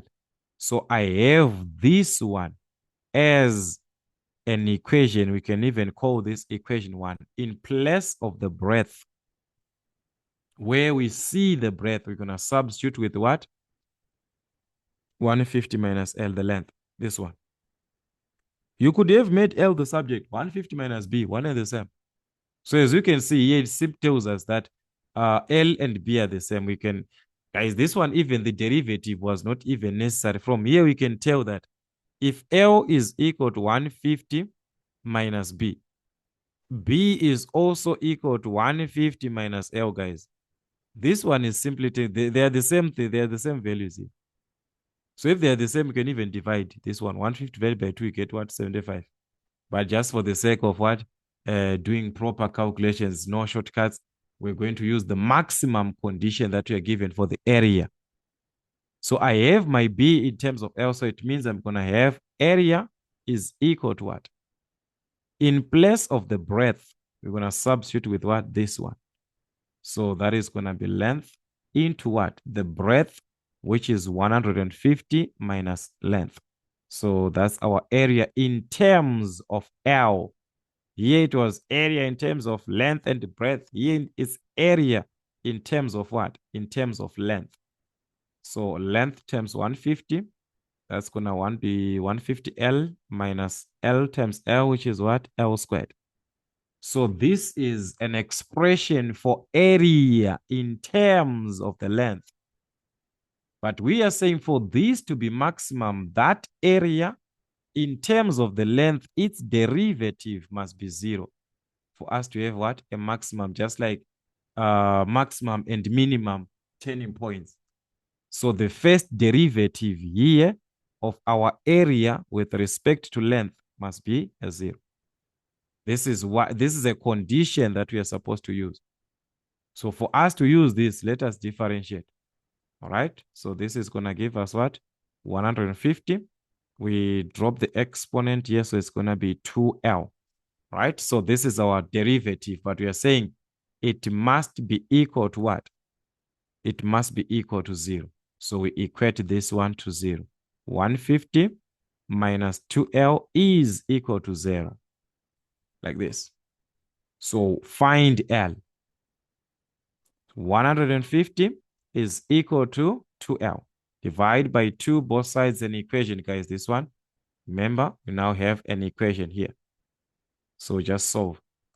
Divided by 2 by 2. That's L is equal to 150 divided by 2, which is what? 75. Our dimensions were in what? Meters. So it means this is our length in meters. So we can calculate from that condition, because we are seeing for this to be maximum, the first derivative has to be equal to 0. Whether you are using the breadth, you're going to have the same thing. The derivative of area with respect to the breadth is supposed to be equal to 0. So as we have our length, maybe you calculated your breadth depending with what you calculated in the first place. You substitute to this one to find the remaining part. So B is equal to 150 minus L, and our L is what? 75. So having this, that was going to be 75 meters. So we have the breadth. So these are some of the conditions, how our questions might be given as.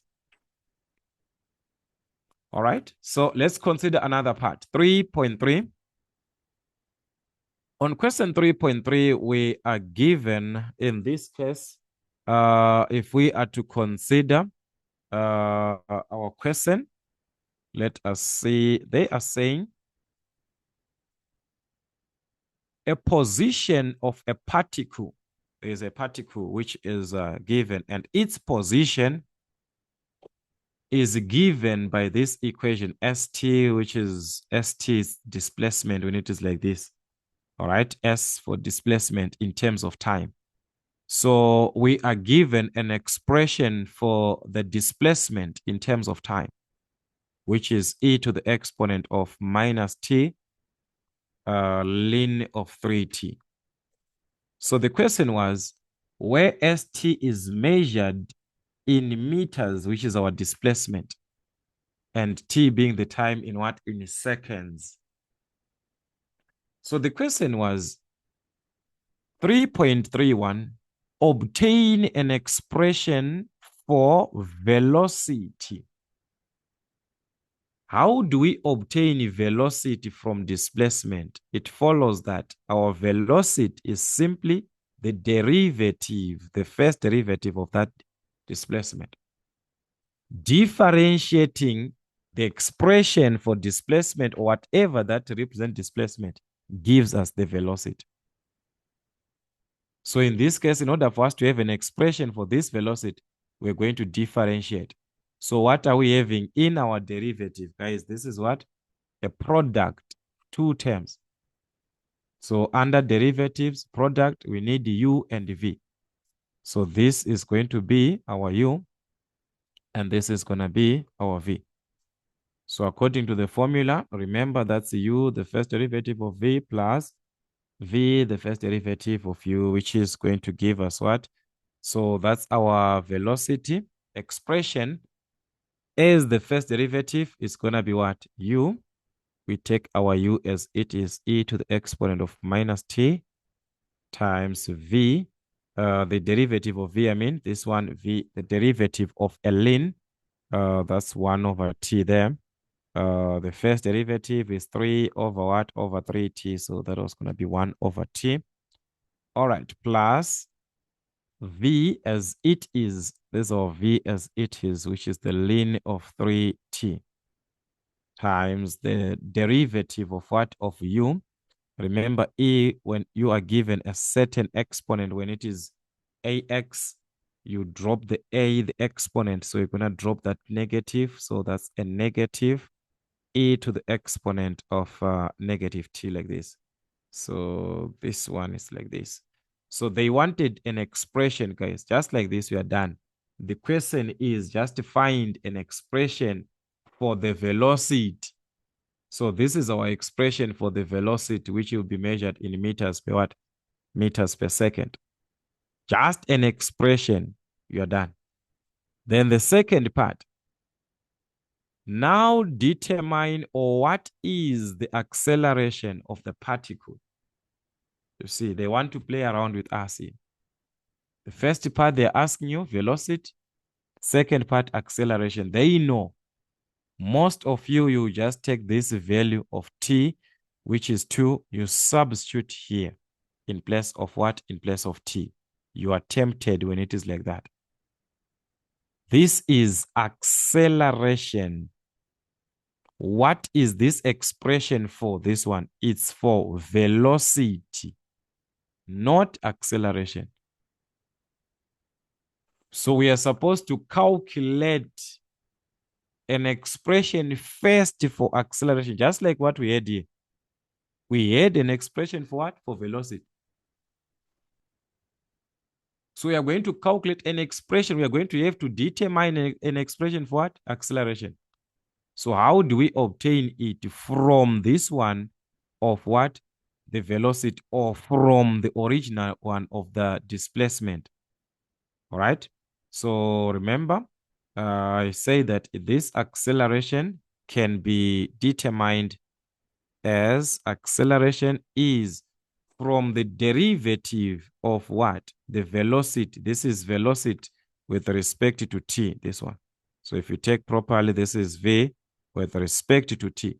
So our acceleration can be calculated from there. The derivative of what? Of the velocity with respect to t. This derivative, this one, you differentiate it. So differentiating the velocity, what does it mean? Take note, guys, this velocity, where did we take it? We took this one from the derivative of what? The displacement. So differentiating velocity, it means we are differentiating the displacement again. So it's the second derivative when you consider it from the displacement, if you want to have it like this. But it is simply a derivative of this part here on your velocity there. Let's differentiate our velocity with respect to t. So how are we going to differentiate? That is the consideration. We can see we have a product here. There's a product. This one, it's also a product. All right, but here, let's just rewrite. So here I'm just going to rewrite this way so that you understand each other. I'm just going to start with 1 over t. I'm not saying having it like this is wrong, but as for me, I'm just going to start with 1 over t. So our expression for vt like this, I was going to write it as 1 over t e to the exponent of minus t. All right, there is a plus here, there is a minus there. So plus and minus is going to give us a minus, of which you can leave it like that, or you can put that minus.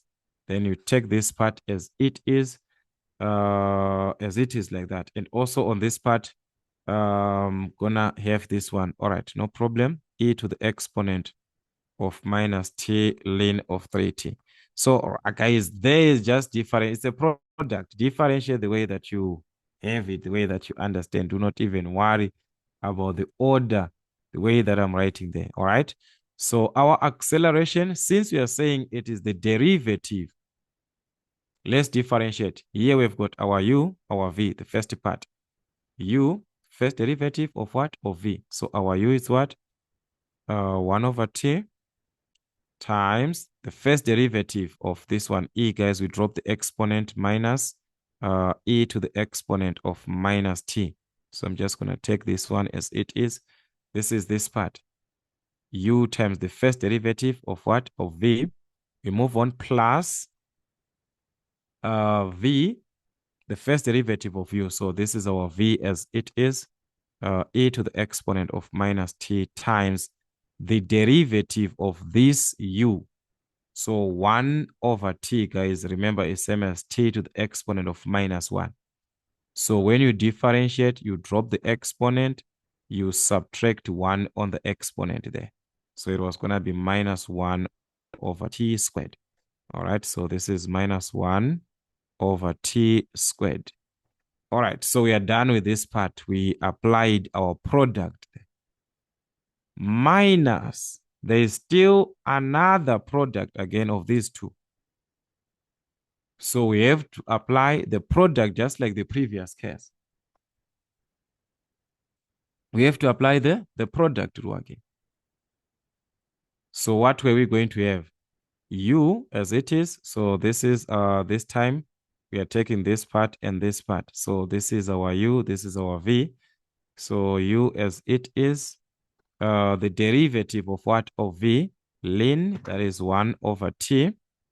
All right, plus our v as it is, our v, that is the ln of 3t as it is, times the derivative of u, which is our e to the exponent of minus t. Remember, we talked about this one. We said it's minus e to the exponent of minus t like this. All right, so this is what we were going to have as part of our acceleration. So we can simplify, or we can just substitute our value. Remember, we are told where t is equal to what? Where t is equal to 2 seconds, we are given the value of what? The value of t.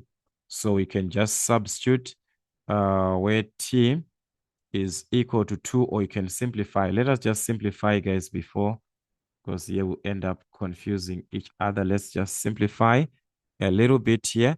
Here you multiply, this one is over 1. So if you multiply the numerator to the numerator, that's minus e to the exponent of minus t over what? Over 1, t times 1, which is t like this. The same thing, plus this one, this plus here, and this minus was going to give us a minus. So this is over 1 here. So it's going to be minus numerator to the numerator, e to the exponent of minus t. The denominator and the denominator, that's what? T squared. All right. We expand this bracket again. That is this one to this one. But this is over 1 here. So it was going to be a negative again, e to the exponent of minus t over t. Expand negative to this one, but as you can see, there's a negative and a negative here. So it was going to give us what? A positive. So it was going to be a positive, that one, which is a positive e to the exponent of minus t ln 3t or ln 3t times this one. Is up to you. So that is what we're going to have, of which we can combine these terms, guys. We can see that these are like terms here. This one and this one. So if we were to combine, that one is simply like we've got negative 1, negative 1. So minus 1 is going to give us what? Minus 2. Minus 1 is going to give us what? Minus 2. These are like terms. So this is it, guys. I'm just going to substitute here to obtain our acceleration, that value of t, which is 2. Guys, you can leave that part as it was, but you can combine because you see that those are like terms. So you can easily combine them together like that. So that when you're substituting, at least you are working with fewer terms. So that's minus e to the exponent of what? When t is what? When t is equal to 2. So this is minus 2 over what? 2 squared. Minus, there is a 2 there. So this is 2 e to the exponent of what? 2 minus 2 there on the exponent. Our t is what? Our t is 2 plus e to the exponent of our t there is 2. And this is going to be ln. In place of t, we substitute a 2 there. So that's, if you multiply 3 times 2, that's a 6. So on your memo there, you see that the presentation of their final answer, there was actually something else. It was wrong there. So I want you to see this. We can simply take this part here. This is our calculator. So make sure you put a fraction. All right. Then you've got a minus. That's e. This e, it's shift. You go to this ln, on the ln there. All right. So that's e to the exponent of minus a 2 like this. Over what? Over 2 squared. All right. You move aside. That's minus. We have a fraction there. So you put a fraction. 2. So this one can even cancel, guys. Even we can even remove that fraction, guys. Let me just delete this one. As you can see, guys, here, if you are simplifying, guys, this one and this one can even cancel. We just simplify this as it is there so that we do not burden ourselves with a lot of things there. So this is e to the exponent of minus 2. All right, we move on to this other part. It's as it is like this. So that's plus e to the exponent of minus 2. That's e to the exponent of minus 2. Then we gonna add. All right, we're gonna multiply, sorry, the ln of 6. So that's times ln of 6. All right, so this is what we're going to have at the end. So all right, so there are a lot of values. Gonna just process. All right, so this is 0,073. So that is the correct answer that you're supposed to have there. 0,073. This is acceleration. Remember, we are given displacement in meters, our time in seconds. So acceleration will be what? Meters per square second, or you can just write meters per square second like this. So that is how you can have this question. They want you to apply your derivatives, applications of your derivatives. Like I said, guys, make sure that you also try to work with your revised curriculum so that you check other ways, because if you check, you can find different word problems. So they can bring those ones now. All right. We have been given others that we are now used to. So go through and see what are the new questions, how they are now the modeling of the question. It's not like the concept is still the same, but the modeling of the question, how it will be modeled, how it will be given from these maximum, minimum values. Make sure that you have to go through your new curriculum. But because of time now, we just have to do more question papers because of the time. But for those who be preparing for other trimester to come. On another question we are given, that is question 4 and 4.1. Determine the integral of y with respect to x in each of the following cases. 4.11, we are given this. There we can simply use our substitution method there. A trig to a trig, no problem. Let's see, but we can simply apply our substitution method. Remember, that's the integral of 2 sec squared. All right, that's pi over 3x. And that's tan pi over 3x like this.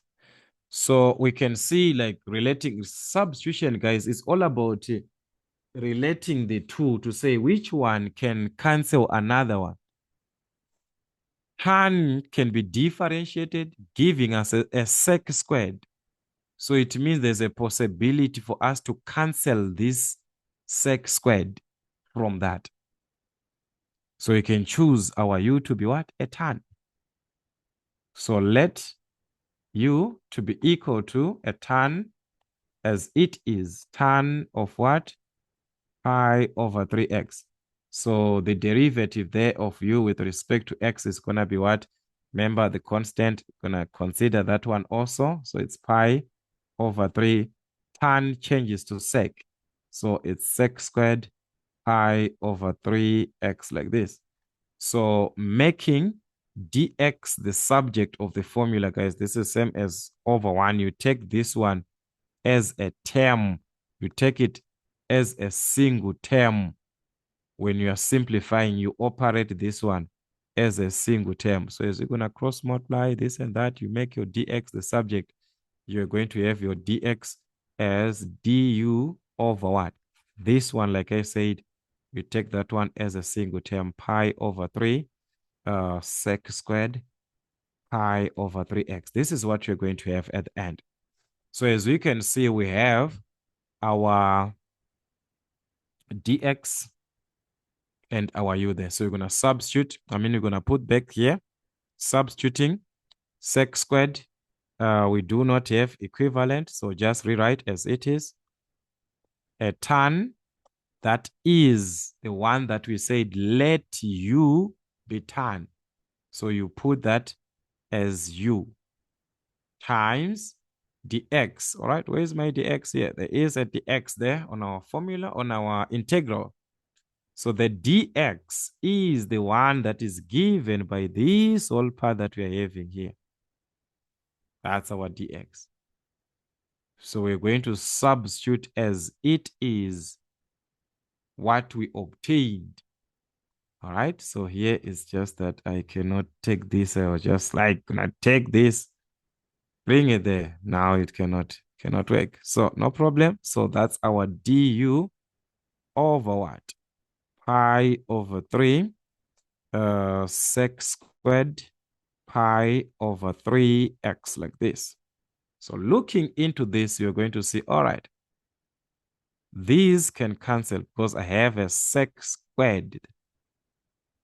This part here, guys, is of a tan. This u, all right?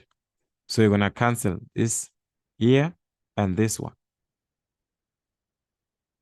Where we see the sec squared, the sec squared. So you are going to remain with this. Which means what? Because in our simplification, guys, we see a lot of things there. We are writing a lot of presentation. 1, this one, over this one. What does it mean? 1 over pi over 3. It means 3 over pi. 1 over the reciprocal. It means you just interchange. So that's 3 over pi du like this. So if you understand that this whole part that we are seeing here, it means 3 over pi du, guys. It will help you to say that when you are integrating, okay, let me just write. Remember, we canceled. So here we've got a u here times this part of du. This is the part that I'm explaining to say it was going to be du over this, which simply means what?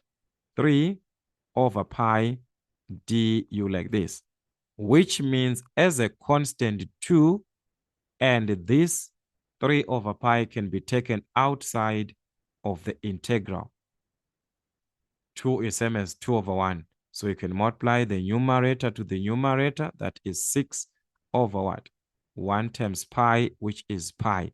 The integral of what?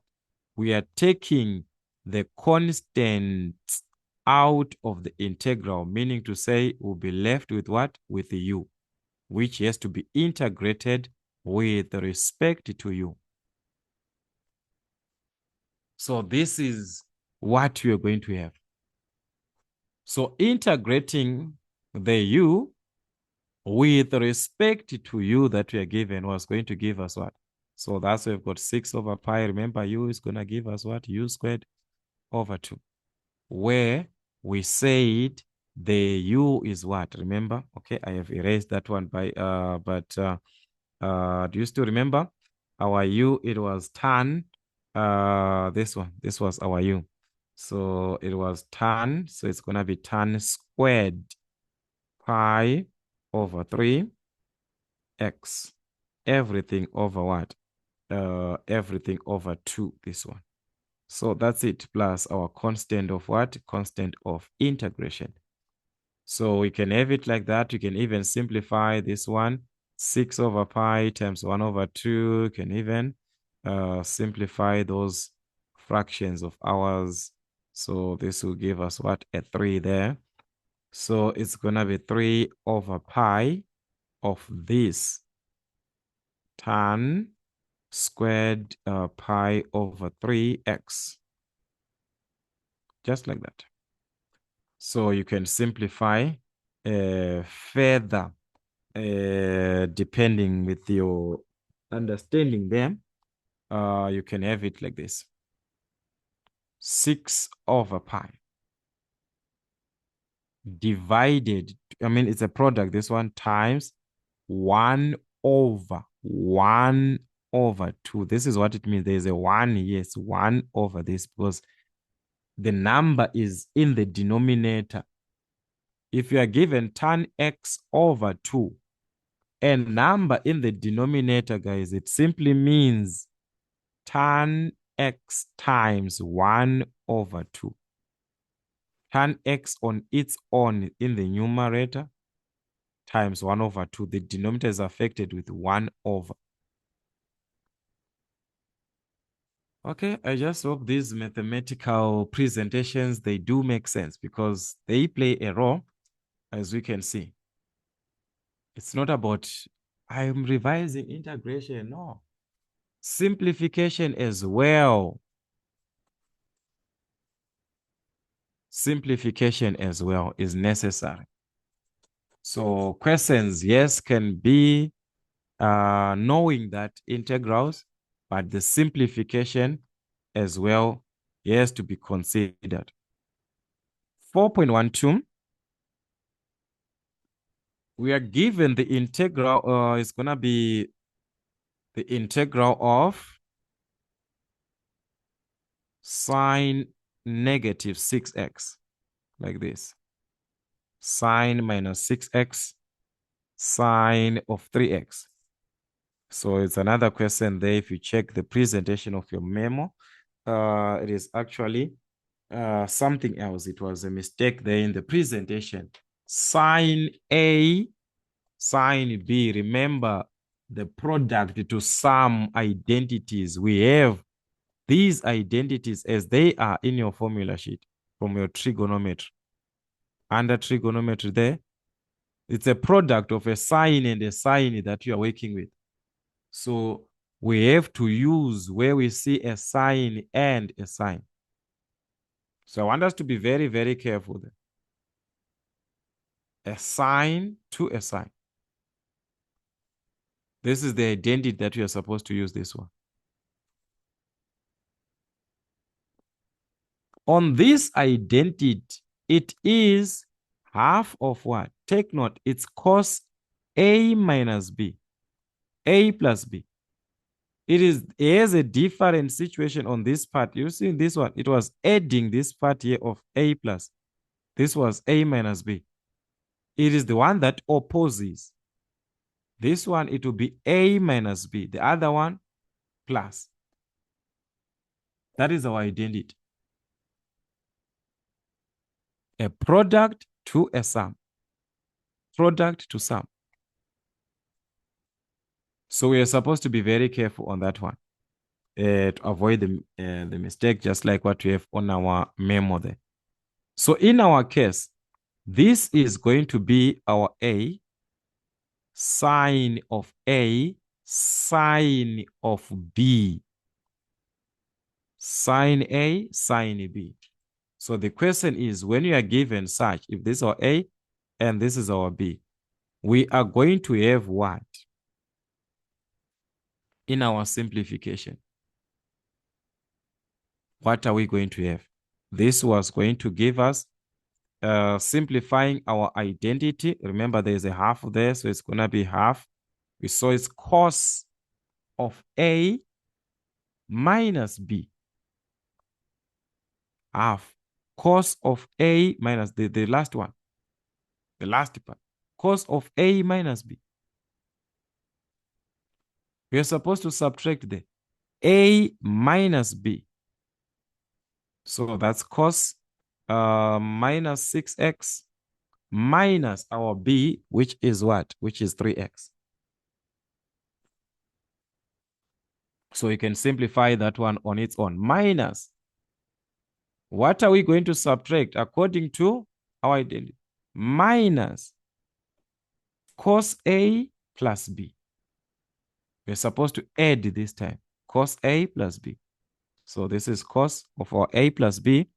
What is our A? Minus 6x. Plus our B, which is 3x.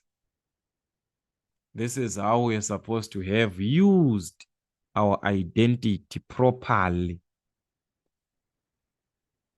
All right, we can take this half outside of the integral. That was going to give us what? So minus, that's minus 6x minus 3x. It was going to give us negative 9x, this one. All right, so this is what we're going to have. Minus 6 plus 3 is going to give us what? A negative. So this is negative what? Negative. So it's cos minus 3x like this. All right, so this is what we have with respect to x. Take note, when you see a cos with a negative, remember I talked about this, guys, even from your info. A cos of a negative angle is what? It's a positive. Remember, in the fourth quadrant, as we consider our negative angles, this is the quadrant for cos. Cos there is positive, whether it carries a negative or what. In that quadrant, cos is positive. So you can also change it to what? To a positive of the acute. If these are acute angles, cos of a negative in the fourth quadrant from our reduction formula changes to a positive. So you can write them as what? As a positive. If you want, write them as negative. Does not even affect them. On this part, does not even affect. The error of the memo was on the simplification here on the first part. No, guys, that use the part as it is. A minus B, that's A plus B. You subtract as it is. You can change this part here after to say, okay, there, if I want to have my cos, it can be written. If it was a sign, you can also change if you want, but sign remains. Sign is a negative. Sign of a negative. If you're given sign of a negative, it's minus sign. Sign, it will be minus sign. But if it is cos of a negative, it will just be cos, positive as it is. So we can integrate, guys. Remember, the integral of a cos, if you integrate a cos, changes to a sine. So it's going to be sine of 9x over what? Over 9. Minus here a cos. Remember, that's a sine. So the sine of 3x over what? Over 3. With all this, we're going to have the constant of integration considered. So we can even multiply each and every term by half. As we multiply by half, guys, you consider the denominators together, the numerators together. So 1 times sine, that's the sine of 9x over. You multiply the denominators together, 2 times 9, which is 18. Same thing, 1 times here, that's minus sine of 3x over what? 2 times 3, which is 6, plus our constant of integration. We are done. So with this way, it was going to make sense. We just have to consider our integrals properly. Every integral, guys, is important. Every integral in your syllabus is important. Every part is very, very important. On 4.12, we are also given, that's 4.13 now, to integrate this with respect to x. So it was sine squared. So it was going to be the integral of a sine squared. So this is sine squared 3 over 4x with respect to x. So remember, as you work with a sine squared, actually the square of a sine, the square of a cos, there we can use identities or we can use the standard integral. So I'm going to start with the identities. So it's unfortunate that as for the standard integral that we use, we do not have that one in our formula sheet for N5. We only have that one when it is in N6. For N5, we don't have that one. But for identities, we have them. Whenever you have got that sine squared and cos squared, these are the identities that you're going to use to integrate that part. Where a sine squared A is equal to this, a cos squared is equal to this. So we are dealing with a sine. We are focusing on a sine. So this is the identity that we are going to use. All right, so using this identity, guys, we saw that, like I said, there are two ways. I'm going to explain another one. A sine squared of A, according to our identity as it is given on that formula sheet, like this, as it is like this, it is given as what? That is 1 over 2 minus 1 over 2 cos of 2A, like this. So what you're supposed to be careful is on the presentation to say, this is A here, A. And what about this one? We are given it as 2A. The A is being multiplied by 2. It is being multiplied by 2. So it's another part on its own that has to be taken into consideration. So meaning to say, as we are going to have this one, what is representing our A? It is the whole of this. It's sine squared A. Everything that you see is taken as A according to this part. So this here is our A here. It's sine squared A like this. So what were we going to have?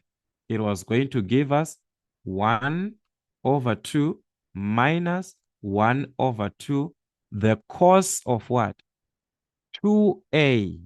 Here. This is where the trick is. There. 2 times a. So it's 2 times. Our a is what? As it is. Remember, sine squared a. Our a is what? That part. 3 over 4x. So this is it. So you are going to use your calculator to simplify 2 times 3 over 4. That is 3 over 2. It was going to give us 3 over 2. So it simply means we've got cos 3 over 2 what? 3 over 2x. We have simplified this sine squared to this. This is our sine squared. We're talking about a sine squared of this part that we're given.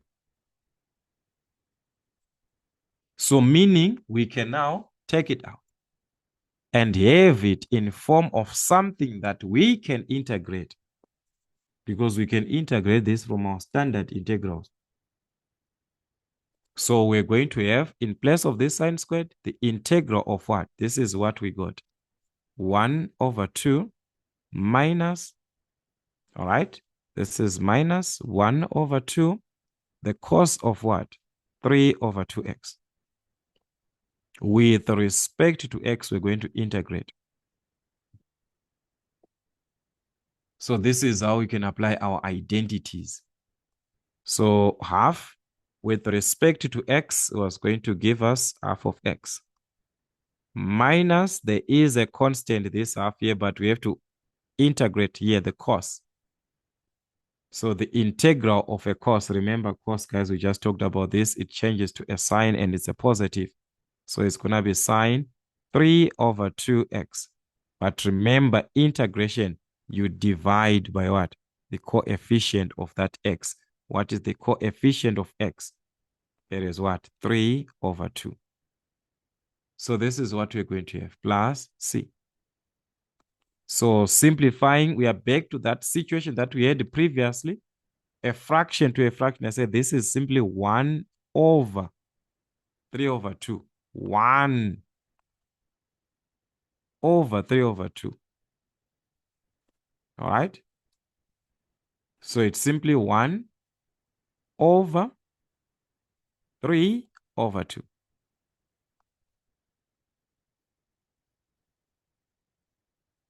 Like this. If you understand it that way, it simply means that's 2 over 3. That's 2 over 3 that we are seeing there. Multiplying the sign. So it was like this. It was supposed to be minus half times this one, 1 over this, which is what? 2 over 3. Of what? Of the sine, this one that we are seeing on top, sine 3 over 2x. So this was going to cancel. So we remain with what? Minus a third. So it was going to give us 1 over 2x minus a third of this. As we can see, these ones cancelled. So it's minus a third sine of what? Of 3 over 2x. Just like that.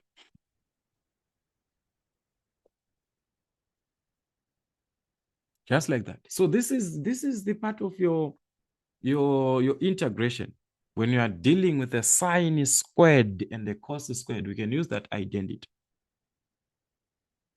But we also have our standard function, which I was saying now, our formula sheet, guys, is also to be revised as the curriculum has been revised.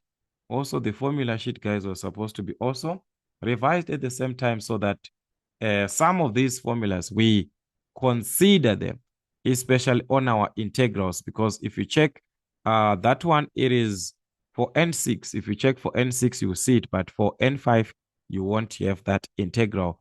But I'm going to write it for you guys so that you see what I'm trying to say. There's this integral that can be used when you are given a sine squared and also a cos squared. So I'm going to focus, in this case, we are dealing with what? With a sine. So I'm going to focus on a sign that integral of a sine squared ax in this form, sine squared ax, with respect to x, it is equal to x over 2 minus sine 2ax. Everything over 4a, like this, plus the constant of integration. It's also a standard integral that we are supposed to be given in our formula sheet. Standard integral, this one, which says that a sine squared of ax. So do not bring this mind of the previous situation where we were using the whole of that part that we're considering to say it was a, the whole of it. We consider here it is, we can see there is a, there is x is there. So in our case, we can see this is what represents our a, where there is an x. This is a part of our a, this one is x. So it's a different part to that one, guys. Different point of view. But this one is integrating this. You have your answer. It's already integrated, this one. It's already integrated. So it means x over 2, that one is just constant. It's not going to change. Minus, where we see the a and this, so that's what we're going to substitute. So it's going to be sine of what? 2ax. 2ax. Ax, this was our ax, but multiplied by 2. So it's 2 times our ax, this one. 3 over 4x. What were we going to have? Going back 3 over 2x. So it was going to give sine 3 over 2x. Everything over what? 4a. 4a means 4 times that. What is our a? The coefficient of x. So 4 times 3 over 4. If we multiply this, we're going to get a 3. So that is it. Plus what? The constant of integration at the end. So it's a standard integral, meaning to say with the formula, it can be integrated direct like that. We can have our standard integral there, substituted direct like that. So these are the conditions that we can be given. All right, let's consider another part. Let's see what we are given on another part. So this one, our long division there, as we can see, 4.14, you can see the higher exponent or the higher degree on the numerator. So it means we've got an improper fraction. So we are supposed to apply our long division first. So let's apply our long division first on 4.13. 4.14, guys. All right, this is tired now. So we're going to divide this one, 2x into, so our divisor, which is our 2x, minus 1 into what? Into our dividend, which is as it is 4x cubed minus 6x squared minus 10x plus what? Plus 9 as it is. Remember, your long division does not change from N1. From our N1, we still apply this. That is the, guys, you still maths is just a continuous thing. First term to the first term as usual. So you all go to that part as usual. This is our first term. So meaning to say we are dividing 4x cubed to x. What are you going to have if we divide? That will be 2x to the exponent of what? 2. 4x to the exponent of what? Of 3 over 2x. This one is going to be 2. Here, there are 3 of them. So if we divide, we're going to remain with 2x's there. So it was going to give us 2x squared. Remember, divide multiply back, subtract. So we're going to multiply back to everything now.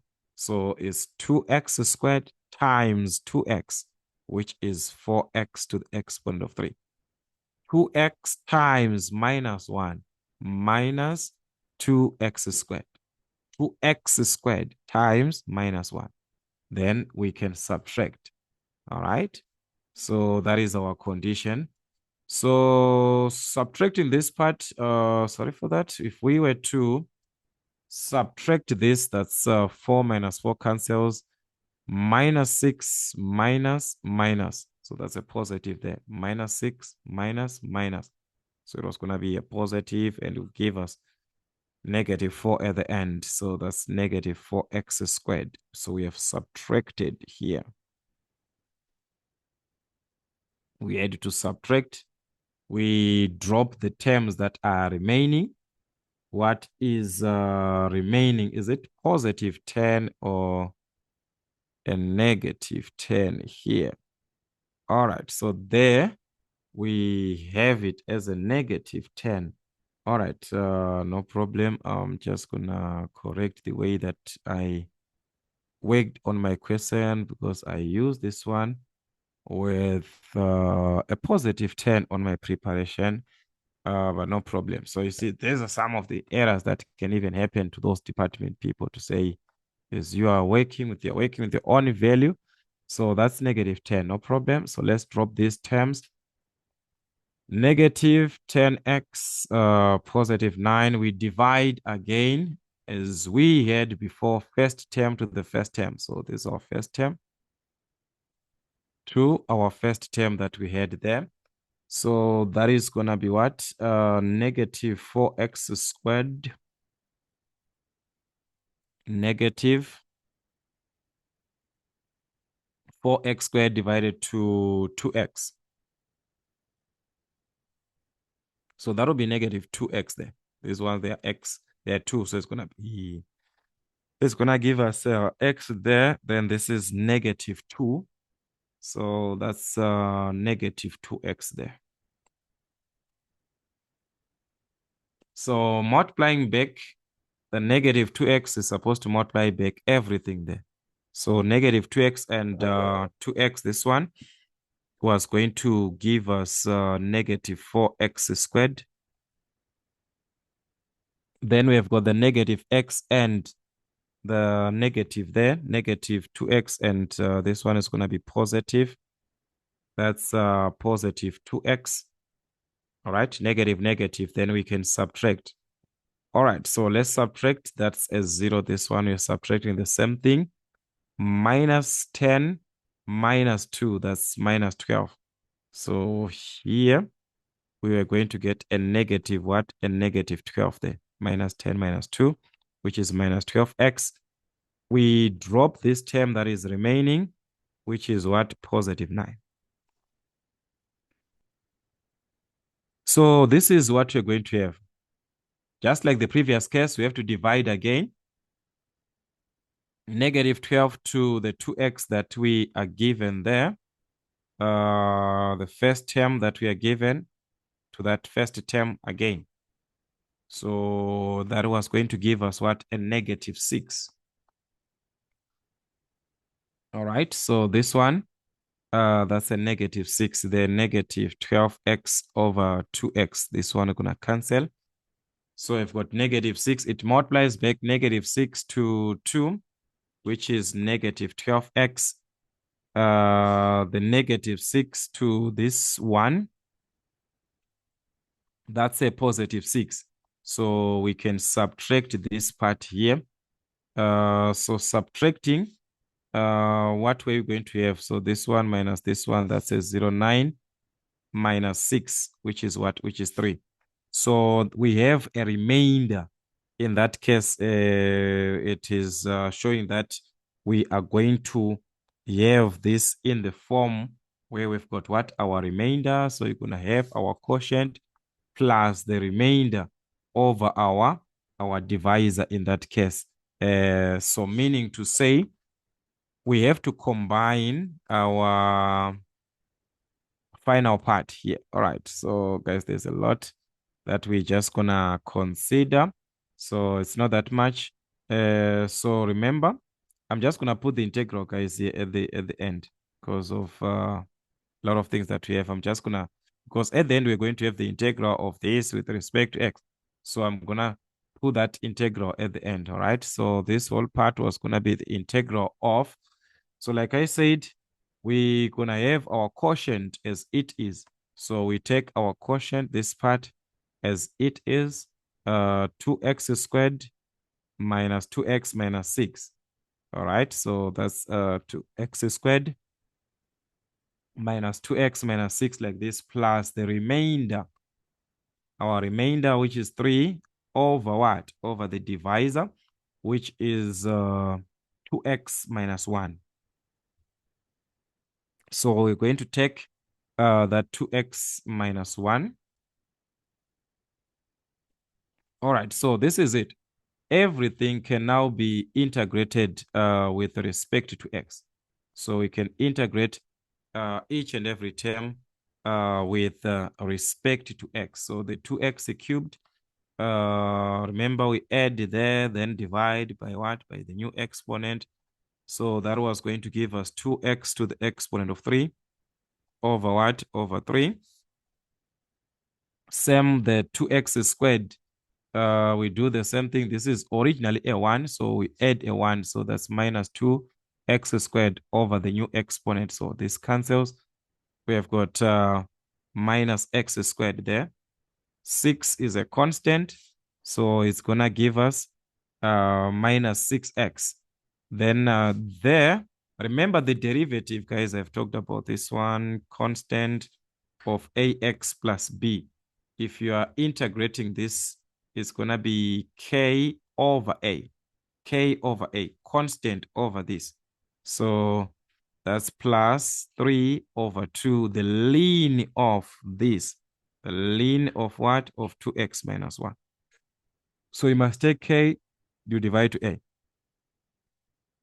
So in our case there, we have got 13 over what? We've got 3 over 2. In this case, 3 over 2 from this. So if you are to consider from the memo there, they used a positive 10. So that's why I was saying I used a positive 10 on my preparations there. But this is what? A negative. This is negative 10. So guys, we have to be very careful as we are revising to notice all the errors from your memo also. So that was where the error was going to be. It was going to affect. So this was going to be what? A 3 there at the end. All right. So make sure, guys, you do go through each and every part properly. Do not just consider, say, all right, I have done this one. It is like this. So it's supposed to be like this. Sometimes, yes, it can be like that. Then notice where the error is and how to correct, like in terms of your simplification in exam. Like these ones can be minor errors that we can have. They can just be minor. All right, 4.15, we are given, that is the cos. 4.15 there we are given. So it's going to be the integral of the cos of minus x times e to the exponent of minus 4x with respect to x, like this. All right, so given this type of a question, we are going to notice that it's a product of two terms. So there are two different terms, actually, a trigonometric and an exponential. So it simply means by parts was going to be the best thing. So we're going to think of what? Working by parts. Working by parts there. So using by parts, what does it mean? We need to have f of x and also the g prime x, the one that we have the integral from. So as we have it, it was going to be okay to work with either way, guys, we can change this cos to be a positive. Remember, I talked about a cos when it is a negative like this. It simply means cos of a positive, this one. Cos of minus x. You can change it and have it as cos of x. It's the same. So you can have it that way, or you can leave it like that. So just for us having positive values on our simplification, it's going to be best. So as for me, I'm just going to use it with a positive. So this whole part that we are seeing is equal to the integral of cos of x, e to the exponent of what? E to the exponent of minus 4x with respect to x. So we are going to use it with a cos. Then wherever we have our final answer, we place it, because this one, it represents what? Cos of minus x, remember. So we just have to use it on our final answer. But let's use a positive for understanding, because when you have that negative, you end up getting confused. All right, where there's a negative, how am I going to use that negative? You're asking a lot of questions from there. When it's just a positive like this, you know, all right, this is cos of x, e to the exponent of minus 4x dx, like this, where I'm going to have my f of x. Remember, I was talking of this islet that we can use. Guys, there we can interchange, it depend, but for us to follow something that all of us that we can use together, I said, let us use this one. There we have so many presentation interchanged. So in terms of a cos, it's a trigonometric, and then we've got exponential. So a trig, exponential, choosing our f of x, we're going to see that choosing f of x was going to be best to choose it as what? A trig. In this order, a trig was going to be best. That will be our f of x. So we're going to let our f of x be what? Cos of x. When we say cos of x, it was that cos of minus x, guys. The cos of minus x, it is that cos x. Same thing. From there, what we need is its derivative. The derivative of a cos, that's negative sign. Remember, we are differentiating a cos. So that's negative sign of x. Then on the part of g, that is remaining now, because once you choose f, it means what is remaining is our g prime x, which is the remaining part, e to the exponent of negative 4x, where we integrate there. To obtain gx, we integrate. So remember, the integral of e remains as it is, but we must divide coefficient of x here. So this is our gx. You are going to take these into our formula, all right, as we have our integral in this case here. So like I said, all right, not like I said, because we never like even wrote our formula, guys. We just, okay, by parts.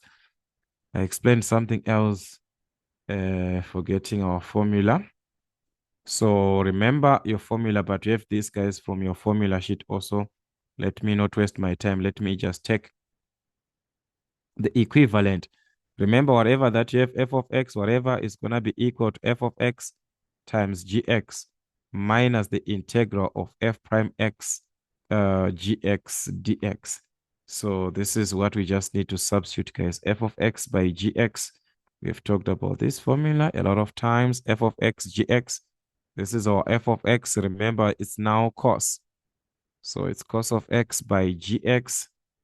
Our gx is this one here that we got. All right, sorry for that. So we're going to take our gx as it is, this one. That's e to the exponent of negative 4x over what? Over negative 4, like this. Okay, minus. So we're going to subtract the integral of what? F prime. So what we need this time is our f prime x, which is negative sine of x, times what? Gx. Our gx as it is, e to the exponent of negative 4x over negative 4 like this with respect to x. So this is what we're going to have. At this stage, we're going to have this as what? All right, we can just simplify this one. Oh, this is same as over 1. So you can even take this negative on top. So it will be negative cos of x e to the exponent of minus 4x over what? Over 4. We took the negative on top. All right. There's a negative. There's a negative. It cancels. We take the 1 over 4 outside. So it was going to be minus 1 over 4. The integral of, there is a sign, the sign of x e to the exponent of what? E to the exponent of minus 4x with respect to x like this. So look what we have. We are having another part where we are supposed to apply our by parts again. By parts, a product. So we are going to apply our by parts until we get this. Remember, when working with exponential and a trig, I also talked about this, that we have to apply again until we have to obtain that one. So you can use it again. So we have to integrate sine and what? And e. So on that one, we're not going to waste much time because g is already, we talked about this part of g. The only part that we need is of f. We are going to let our f this time to be what? Sine. So we let our f of x, which is the sine of x, and we need its derivative, which is what? Which is cos of x. So that is what we are going to need here. So you're going to substitute minus, remember our by parts again. So it's minus cos of x e to the exponent of minus 4x like this over what? Over 4. So this is over 4 like this, minus 1 over 4. Then we have that integral inside here. The integral of this part is the one that we have to consider. Remember, we said we are going to use our by parts method, by parts formula again. So f of x by gx as it is. Our f of x this time is what? Sine of x. So it was going to be sine of x by what? Gx. Remember, we did not calculate gx because it's already there. We talked about this one before. So that's e to the exponent of minus 4x over negative 4 minus the integral of this. So minus the integral of what? F prime. So we need the integral of f prime x according to our formula, which is the cos of x times what? Gx. Our gx as it is e to the exponent of negative 4x over negative 4 like this. So this is what we're going to need. This is what we're going to have. But as we have this part now, as we consider it, all right, let us expand. I'm going to talk about this after expanding because we end up having confusion there. So let's expand. We're going to expand as we try to simplify. We're going to have something like this. E to the exponent of negative 4x over 4. You're going to expand here. This is same as over 1. So definitely, guys, we're going to consider the negative 1 over 4 multiplying inside. The negative was going to cancel this one. So what it simply means is that we've got this one, negative 1 over 4, to this one. So the numerator to the numerator, the negative was going to cancel. So it's going to be positive sine of x e to the exponent of minus 4x like this. Everything over what? 4 times 4, that's 16. Remember, we have already multiplied by what? We have already multiplied by this one, by the negative. Okay? On this one, you're going to take the negative and the negative, this one. You're going to actually take the 1/4 outside. So it was going to be positive. But as it meets this one, which is a negative, it was now a positive already. But it meets a negative there outside. It was going to be what? A negative 1/16. So that's negative 1/16. The integral of what? Cos x e to the exponent of minus 4x with respect to x. So we have expanded. Take note where the 1/4 is from to here.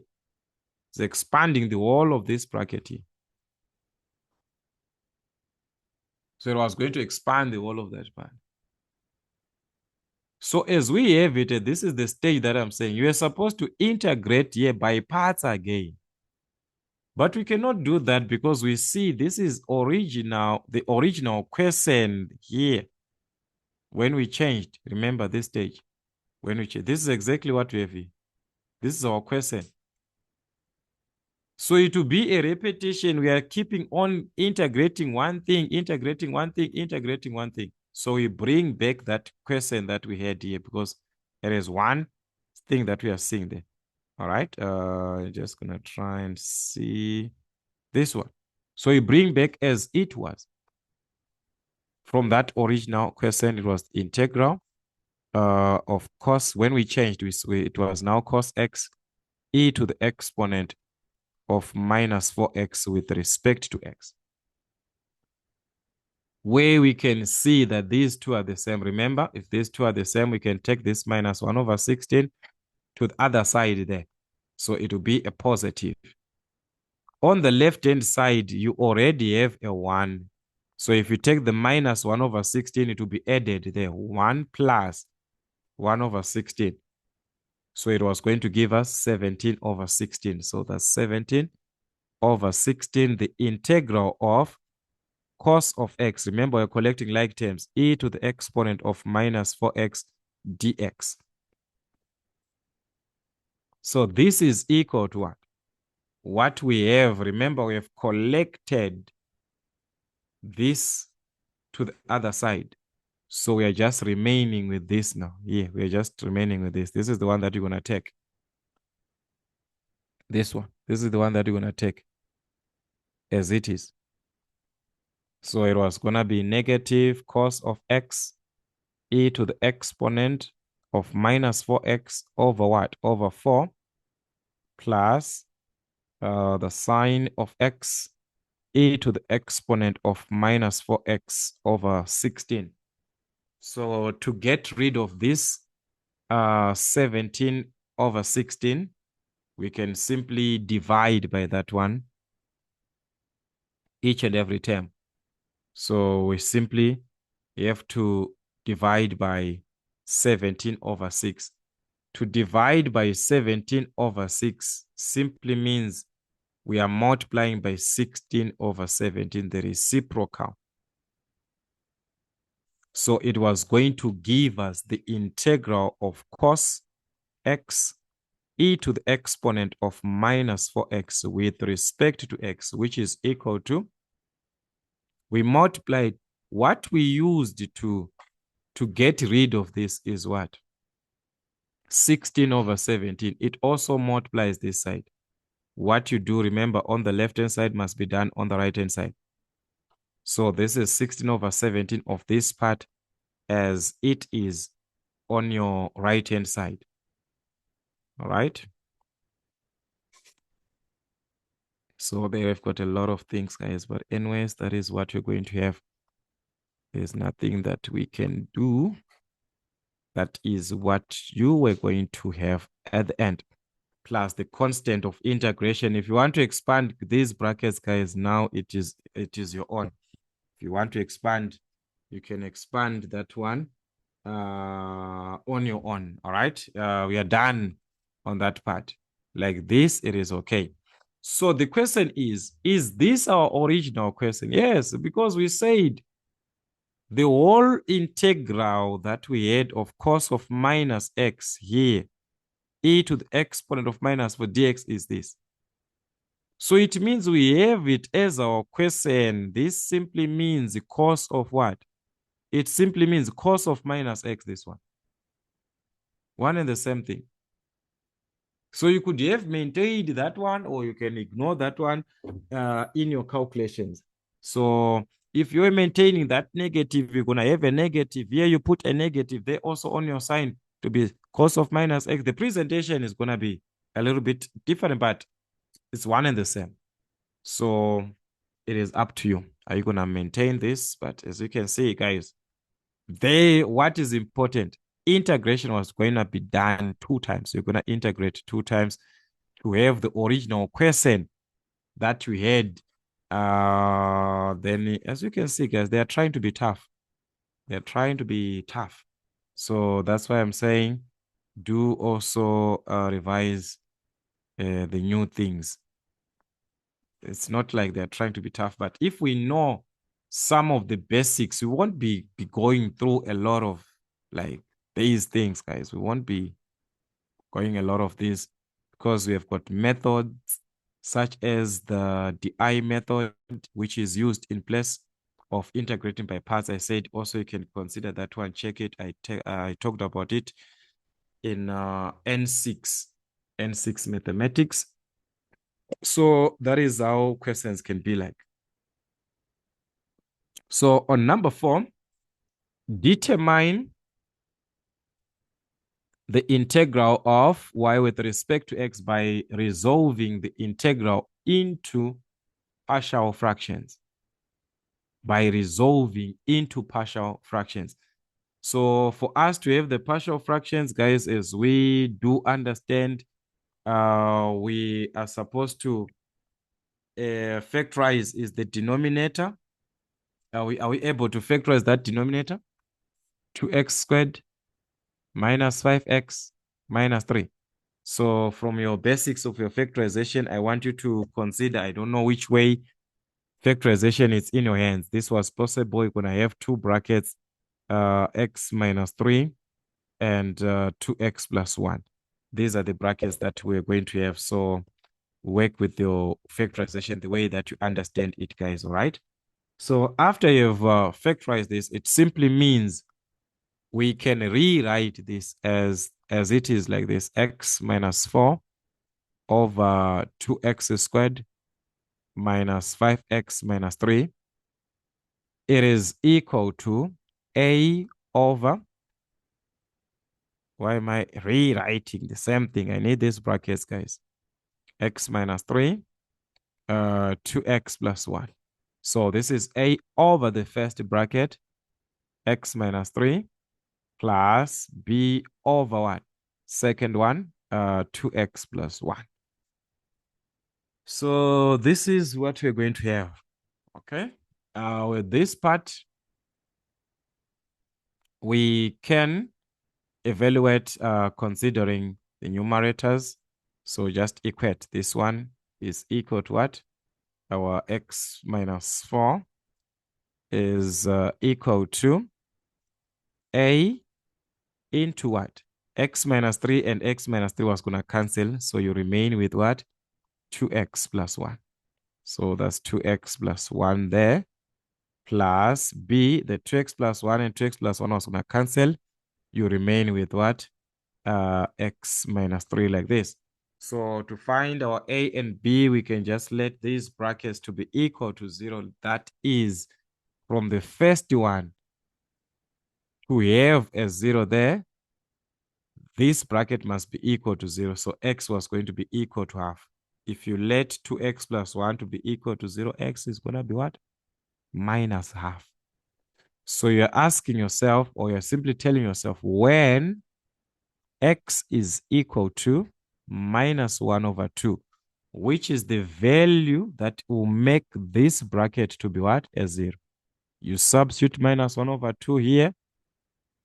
All right. You do the same thing on the right-hand side. So substituting, guys, minus 1 over 2, it was going to be minus 1 over 2 minus 4. That was going to give us minus 9 over 2. Here already, it will make this to be equal to 0. So you just focus on this part, minus 1 over 2 minus 3 of b. This was going to give us minus 7 over 2 on our calculator, minus 7 over 2b. So to find b, we can divide by what? We can simply divide by negative 7. So it's negative 9 over 2 divided to negative 7 over 2 like this. It was going to give us 9 over 7. So our b was going to be 9 over 7, just like that. So to find a, it means we have to focus on this other bracket. If we let this bracket to be equal to 0, it means x will be equal to what? X will be equal to 3. So when x is equal to 3, substitute 3 here. 3 minus 1, 3 minus 4, that's minus 1. You substitute a 3 here. 2 times 3, that's 6 plus 1, which is 7. So it was going to be 7a. Divide by 7 by 7. So that's our a, guys, which is what? Negative 1 over 7. With these, we can integrate because we simply have to substitute where our a is, the value of a. So guys, here I'm just going to use this part because of time. Because of our time here, let's see. Our a, remember, it's negative 1 over 7. So we put back here. So it was going to be negative 1 over 7 over 2. That's x minus what? X minus 3. Plus our b there, which is 9 over 7 over what? 2x plus 1. But remember, I was been talking about these fractions, guys, where you have got a fraction of another fraction. So as you were going to integrate whatever that you're going to have, we can take these ones as constants out of the integrals. Minus 1 over 7 is going to be what? The integral of 1 over x minus 3 with respect to x. We take this constant out. It's a positive, that one. 9 over 7. The integral of what, if you remove it? You remain with 1 over 2x plus 1 with respect to x. So meaning to say, we can integrate these terms with respect to x. So let us integrate. Remember these typical fractions of which I have already talked about. This one, I've got a constant, this and that. So you can integrate having the ln from the basic of a fraction. We know it to end up with a ln. So it's minus 1 over 7. Here it's 1 over 1, guys. It's not going to affect anything. So it's just going to be ln x minus 3 plus 9 over 7 times 1 over the constant. So it's 1 over the coefficient of x. 1 over 2, the ln of 2x plus 1. So we must consider that part.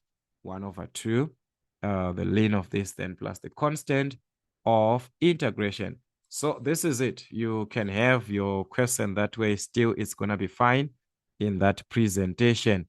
So that presentation is also okay. So let's simplify here. Minus 1 over 7. So this is minus 1 over 7. The ln of x minus 3 plus here you're going to affect the numerator to the numerator. That's 9 over the denominator to the denominator. That's 14. That's going to be the ln of what? The ln of 2x plus 1 like this.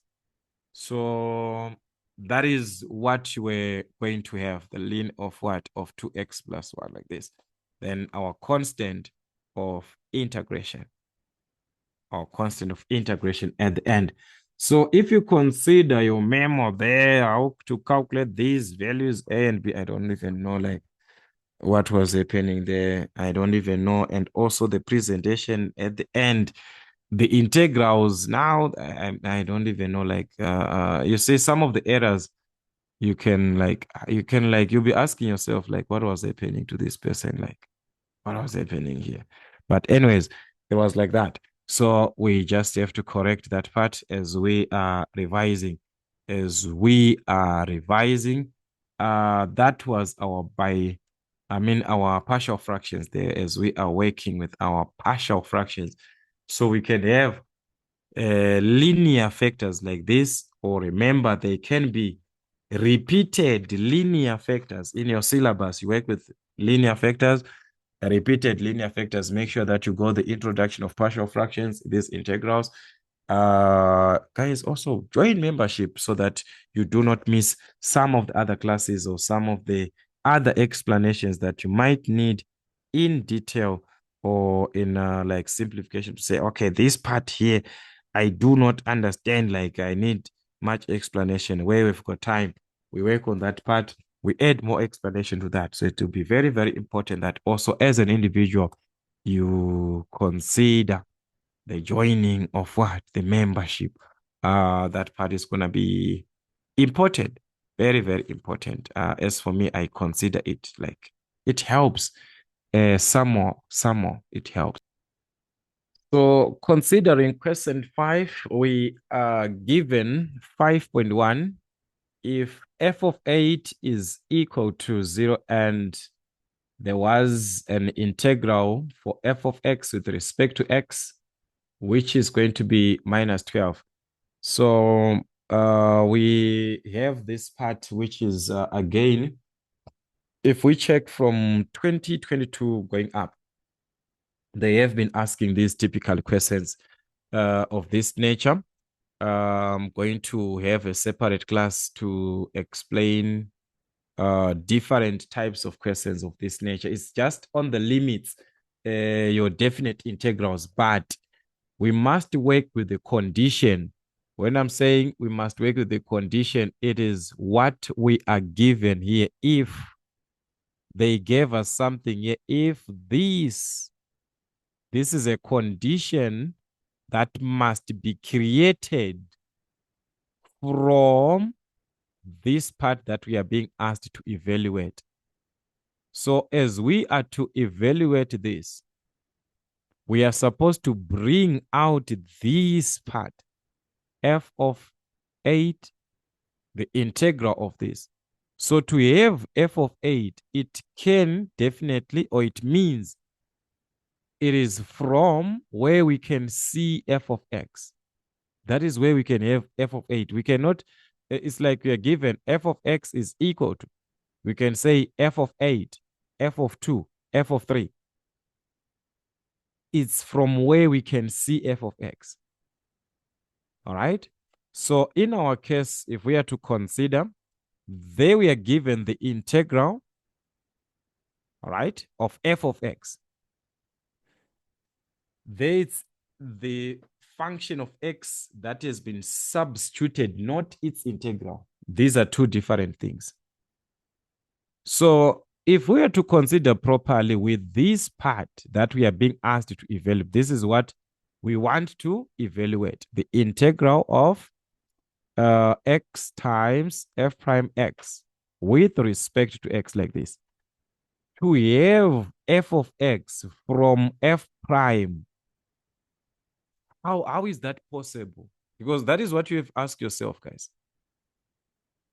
That is what you have to ask yourself. How can we obtain something like that? The integral of this. Remember your by parts. There's something from our by parts. Our by parts states that, remember, the integral of f of x g prime x dx, like this, is equal to f of x by gx minus the integral of f prime x gx with respect to x, like this.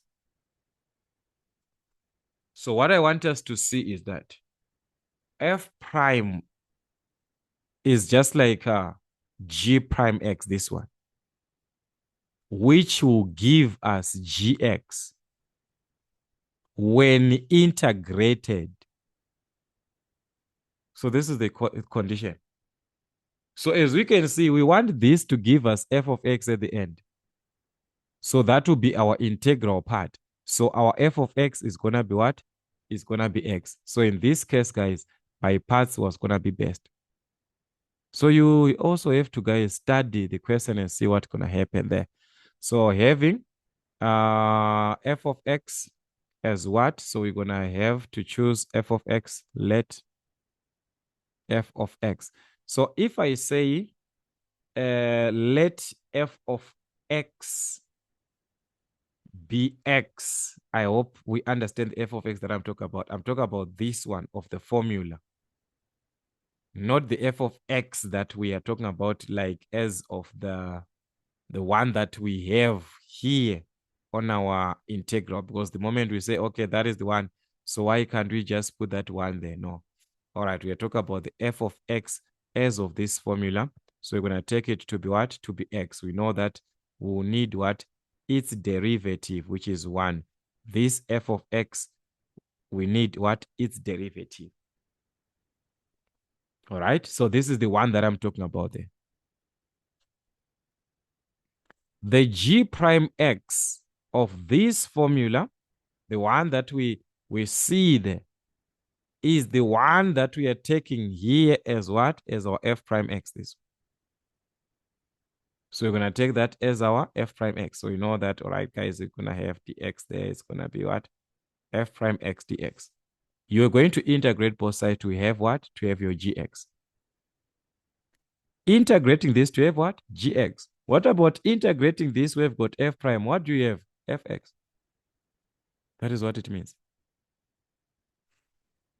So it means substituting this here. I want you to see, guys, like this one is just a matter of studying. There are limits that we need, like to use, but they want you to just apply some of the other applications.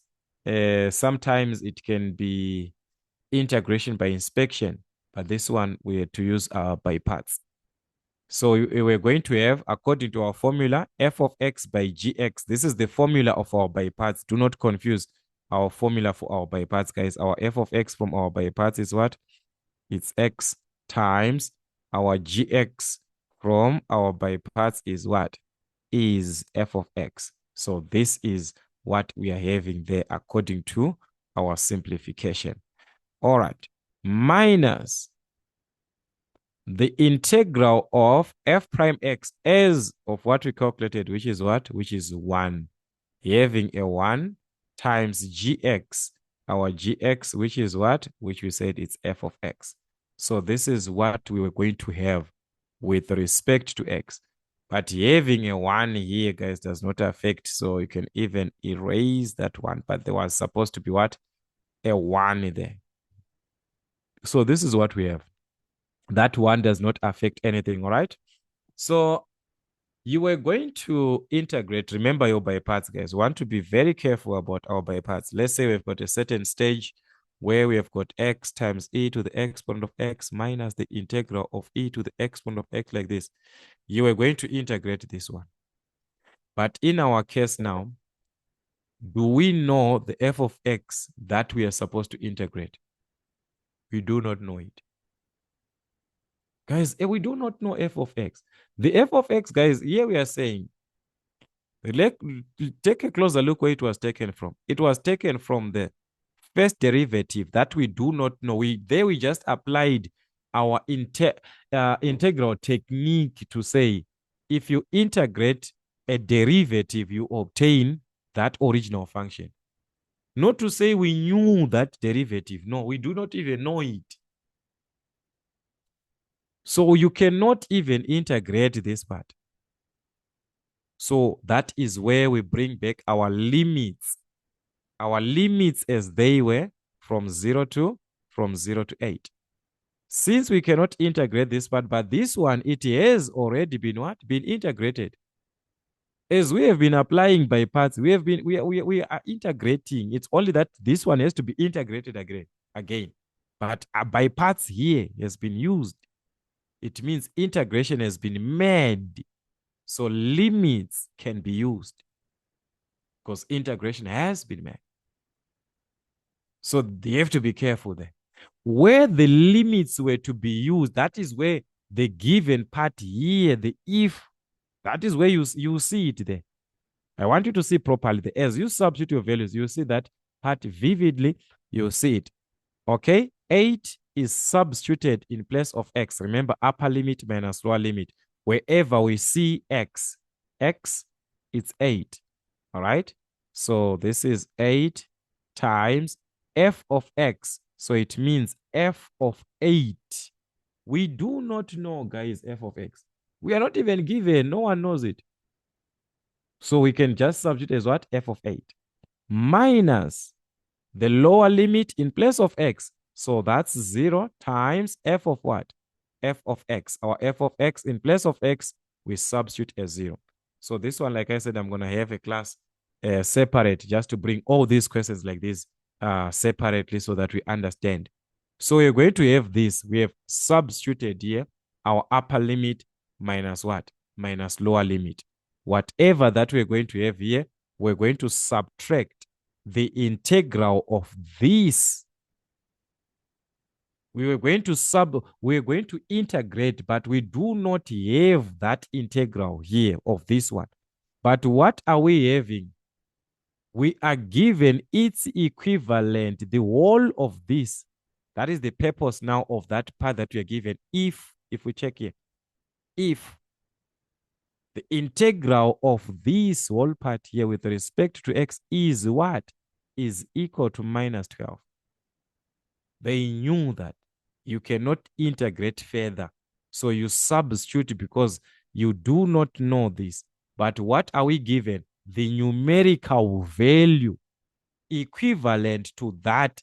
Whether we're going to integrate, whatever that we're going to do at the end, they are telling you that you are going to get a minus 12. So don't waste your time trying to find out that what it was. Because you are going to get what? A minus 12. You just substitute in that place. All right. What about this side? We still have to substitute because we do not have f of x. So thus, we are supposed to also to be given f of 8 and to be given f of 0.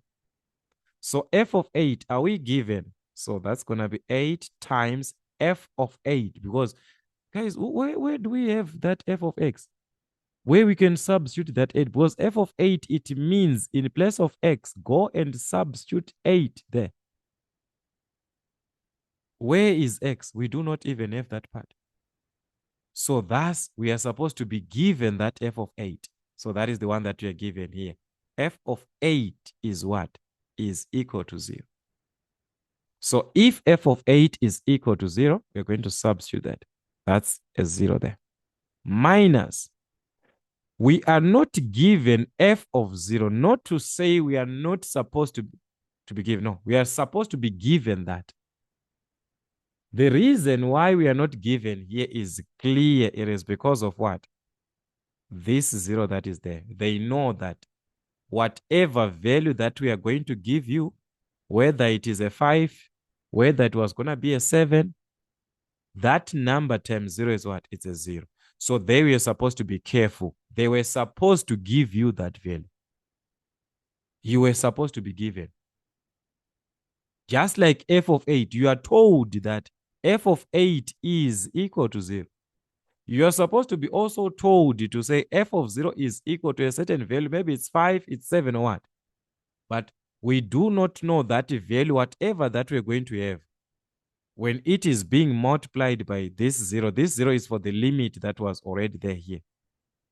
Do not confuse this part. So guys, we must be careful there. We were supposed to be given.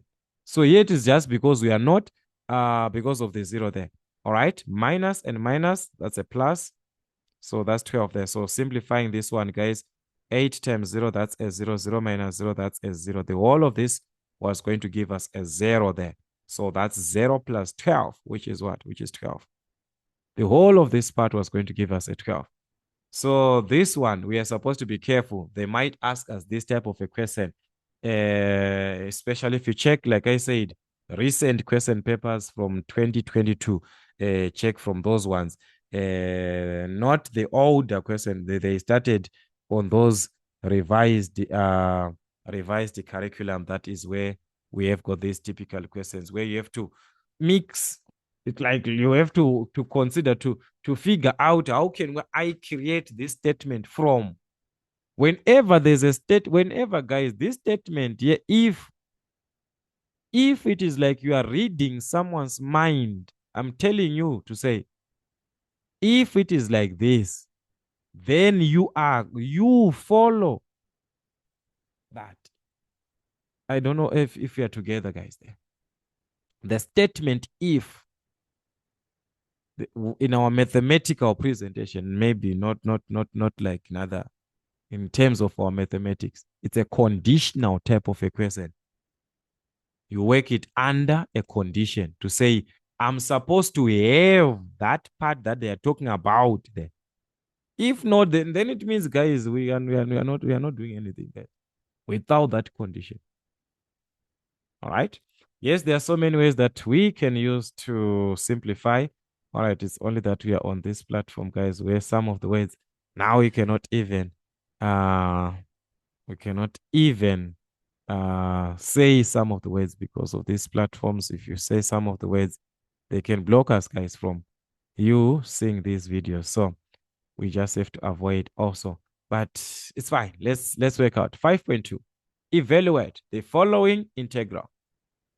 We are given this integral that we are supposed to make with respect to x. I'm like, where are the marks? All right, these are the marks here. This is 3 marks. The first one, the previous one that we just did, it was what? It was 4 marks. All right, so this was a straightforward question that we are supposed to make the integral of 4 to the exponent of negative x with respect to x. I explained about the standard functions, integrating a standard function, and I said the integral of a to the exponent of x with respect to x is equal to a to the exponent of x over ln of a to the exponent of x over ln of a plus the constant of integration. Yes, here we've got limits. We're not going to consider that. But what I want is having a standard function, a to the exponent of x, not minus x, not 2x, not 3x, but x. Have it as a standard function like that. It will be easier for you because you just need a to the exponent over that ln of a. So how can we have 4 to the exponent of minus x as a standard function? Remember I said a, all right, I think I explained it on membership. No problem, but let me explain it now. X to the exponent of a to the exponent of b. Remember, it is x to the exponent of ab. You can also play it around as x to the exponent of b to the exponent of a, which is x to the exponent of, guys, you can play around right the way that you want, as long as there's an exponent. Since we need our exponent to be positive x, not only positive, but 1x, we just need 1x, not anything. So what can we do? We have to separate that one. We need this one, x, a standard. So there is what? A negative 1, which is hanging aside here. There's a negative 1 here, which is there. So we bring it aside using this concept to say we can rewrite this as a 4 to the exponent of negative 1 to the exponent of x. Does it mean that we are wrong? It is the one and the same thing here. It's one and the same. So if you are given 4 to the exponent of 2x, it is the same as 4 to the exponent of 2 to the exponent of x. What is 4 to the exponent of 2? 16 to the exponent of x. Standard function. So 4 to the exponent of negative 1, it's what? 1 over 4. So this is same as the integral of 1 over 4 to the exponent of x. What we just want, guys, is to properly see our a and our x. This is our a. That is what we just want to properly see. Our A and our X. This is what we just want to see. So when this is being integrated with respect to X, what are we supposed to have? A to the exponent of X as it is 1 over 4 to the exponent of X over what? The ln of A, the ln of this is our A, 1 over 4. The ln of 1 over 4. So understanding this will help us to simplify that. Standard function. That way you're done. This standard, you have it in your formula sheet. So that is why you're supposed to go back to the standard function. So that is why you see now they are not revising our formula sheet, because they know you have what? A standard function. You have it. So as long you do not want to go wrong, let's go back to the standard function. So go back to N4 mathematics. I explained these standard functions separately so that you understand them. So this is it. We can have this. There we have got limits. So we are supposed to put our limits infinite and what as 0. Yes, we know that if we are given an infinity like this, we make an approximation where we are going to let this be equal to, let us have our limits whenever we've got this limit of what? Of an infinite. But even if you do not understand, guys, substitute as usual, upper limit minus lower limit, 1 over 4 to the exponent of what? An infinite over what? Ln of 1 over 4. Minus the lower limit, which is 0, which is 1 over 4 to the exponent of 0 over what? The ln of 1 over 4. If we are given infinity, guys, I have explained from that first question that we've got those limits where the infinity was. We saw that a to the exponent of an infinity gave us what? Infinite at the end. A constant raised to infinite. It gave us what? Infinite. So whatever that we're going to have here, ln of 1 over 4, but we have infinite there divided by a constant, guys. It's going to be infinite. Any number to the exponent of a 0 is what? It's 1. So it's going to be 1 over. Also, remember I told you guys that ln, we had that one. Yes, it was 1 over x. If you still remember when we said it's ln x to the power of minus 1, then we dropped and it ended up with ln minus x. If you still remember that question. So what is the difference with this one? There's no difference. The ln there of 1 over 4 is the same as what? Minus ln 4, because it will give us ln of 4 to the exponent of negative 1. Then wherever log is, we drop the exponent. So it's negative ln 4. Negative ln 4. So here, because there's an infinite, that's why I did not talk about that one, because I know that this one, guys, is just going to give us a 0 there. So here is minus ln 4. Yes, we can write as it is like that. It's fine. So here, an infinite over ln of 4. All right. We are going to have this condition. All right, guys, there's something that I wanted to explain here. Something that I wanted to explain. If we are given the infinite, let's go back here. Let's go back to 1 over 4.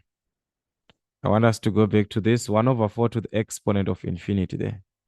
I want us to talk about something there. If we are given 1 over 4 to the exponent of infinity like this, remember that negative concept. The negative concept. I want us to bring that negative so that it can work on our question here. This 1 over 4 is same as 4 to the exponent of negative. So it means to the exponent of negative infinite like this. 4 to the exponent of negative infinite. which means the same thing as 1 over 4 to the exponent of infinity. Guys, are we together there? So it means when it is like this, the 4 to the exponent of infinity, a constant, when it is a constant on its own, it will give us an infinite. But when it is like this, it won't give us infinite because of this one, 1 over. It will give us a negative there. So the negative will be 1 over this. Yes, this one, guys, this one.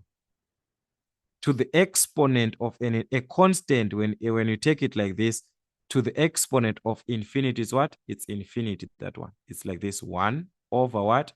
1 over infinity, like this. But we do understand that 1 over infinity is what? It's a 0. So this one was going to give us a 0 there. All right? Or we can have it like this to also avoid having calculations which will end up having what can we say, confusions in our calculations. We put it like this. We have it, this one, as 1 over like this. All right? The ln, we write it like this. So it will be negative ln of 4 times the 1 over that we took is on the 4. So it will be 4 to the exponent of an infinite, like this.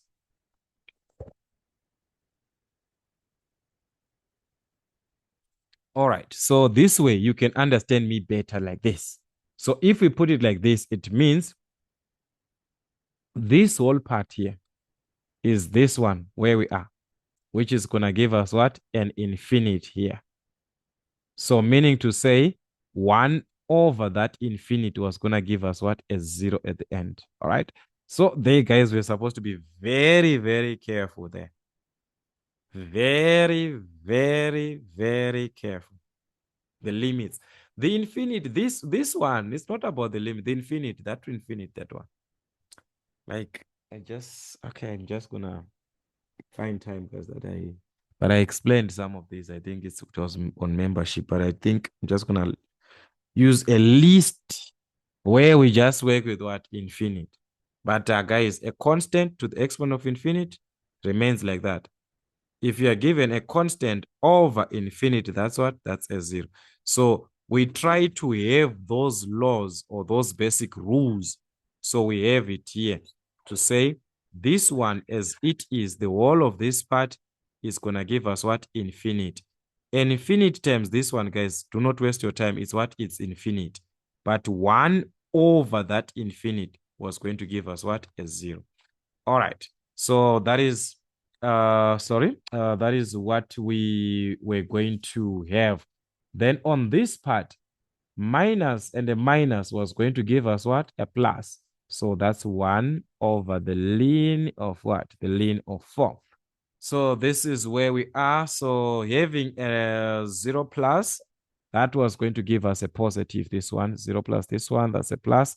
So it was going to be 1 over ln of 4, which we can have it as a decimal also if we want. 1 over ln of 4. 1 over ln of 4, like this. So this was going to give us 0.721 to 3 decimal places. All right, 0.721 to 3 decimal places. All right, so that was the consideration of our question. Nothing much there. It was just 3 marks, guys. Nothing much there.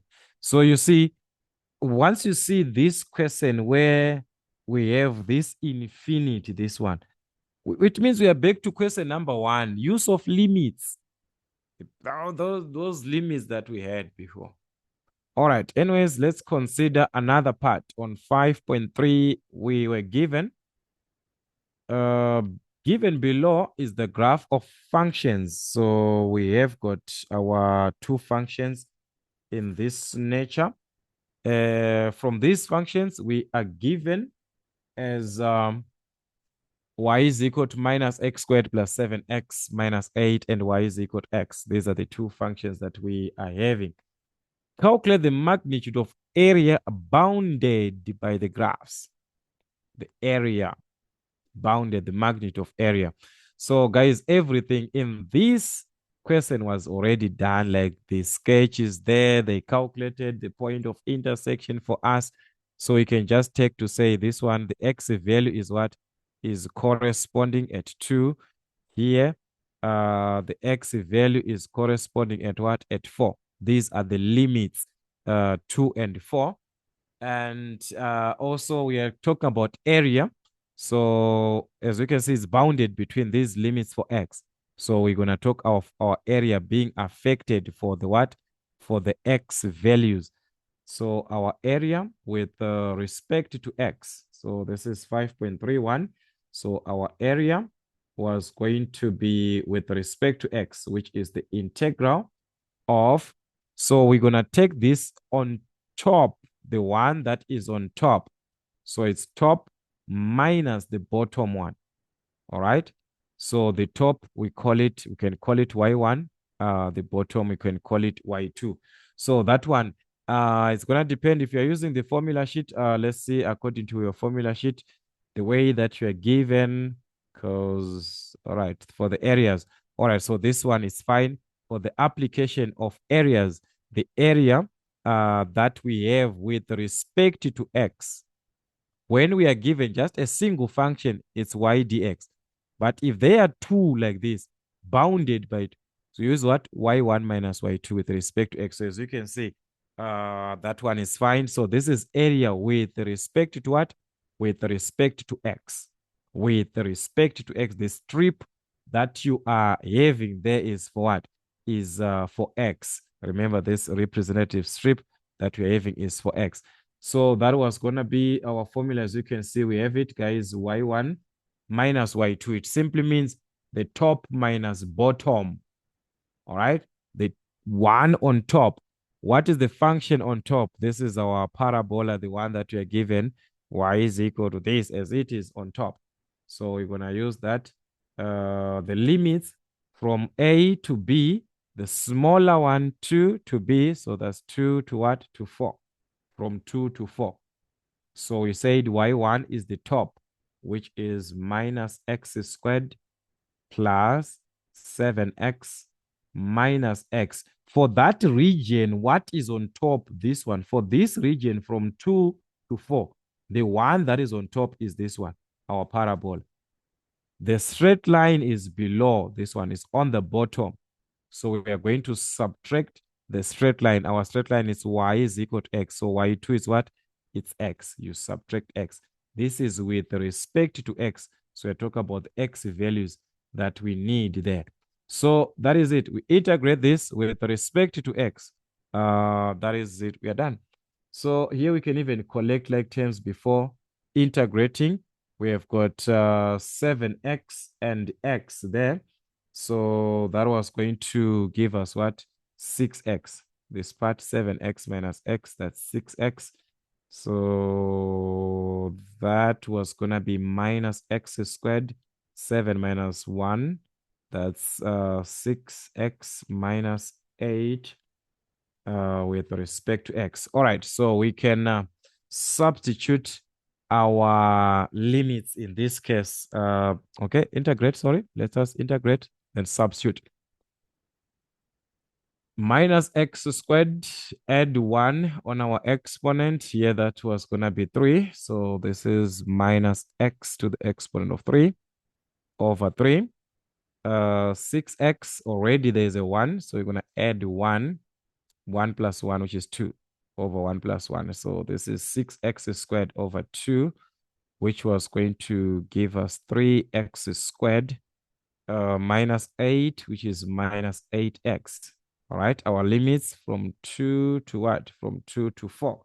So that is the idea of the question. Then we have to substitute upper limit minus the lower limit in terms of our simplification of the upper limit in place of what? In place of x, minus 4 to the exponent of 3 over 3. plus 3 into 4 to the exponent of 2.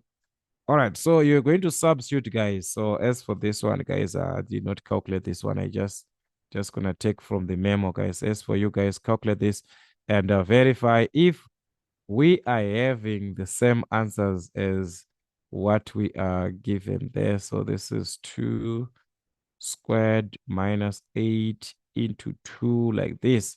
Upper limit minus the lower limit. So that was going to give us 4 over 3. This is area measured in what? In square units.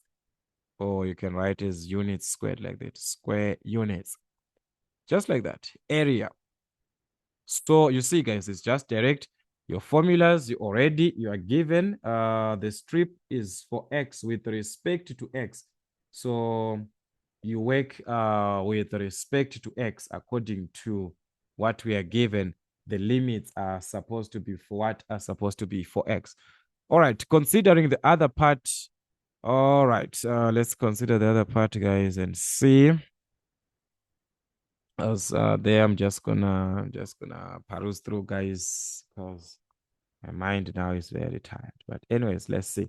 We're gonna try like have this one, or so maybe I was supposed to have this as a different or as a separate question.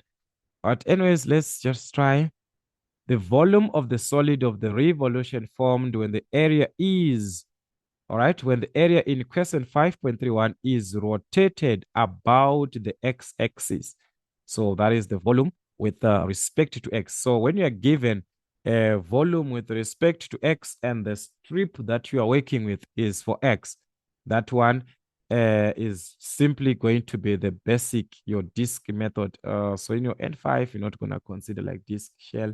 All right, that one is for N6. So just take your formulas as they are. If you do not mind here, the volumes as we are given, the volume with respect to x. This is the one that you're considering for x.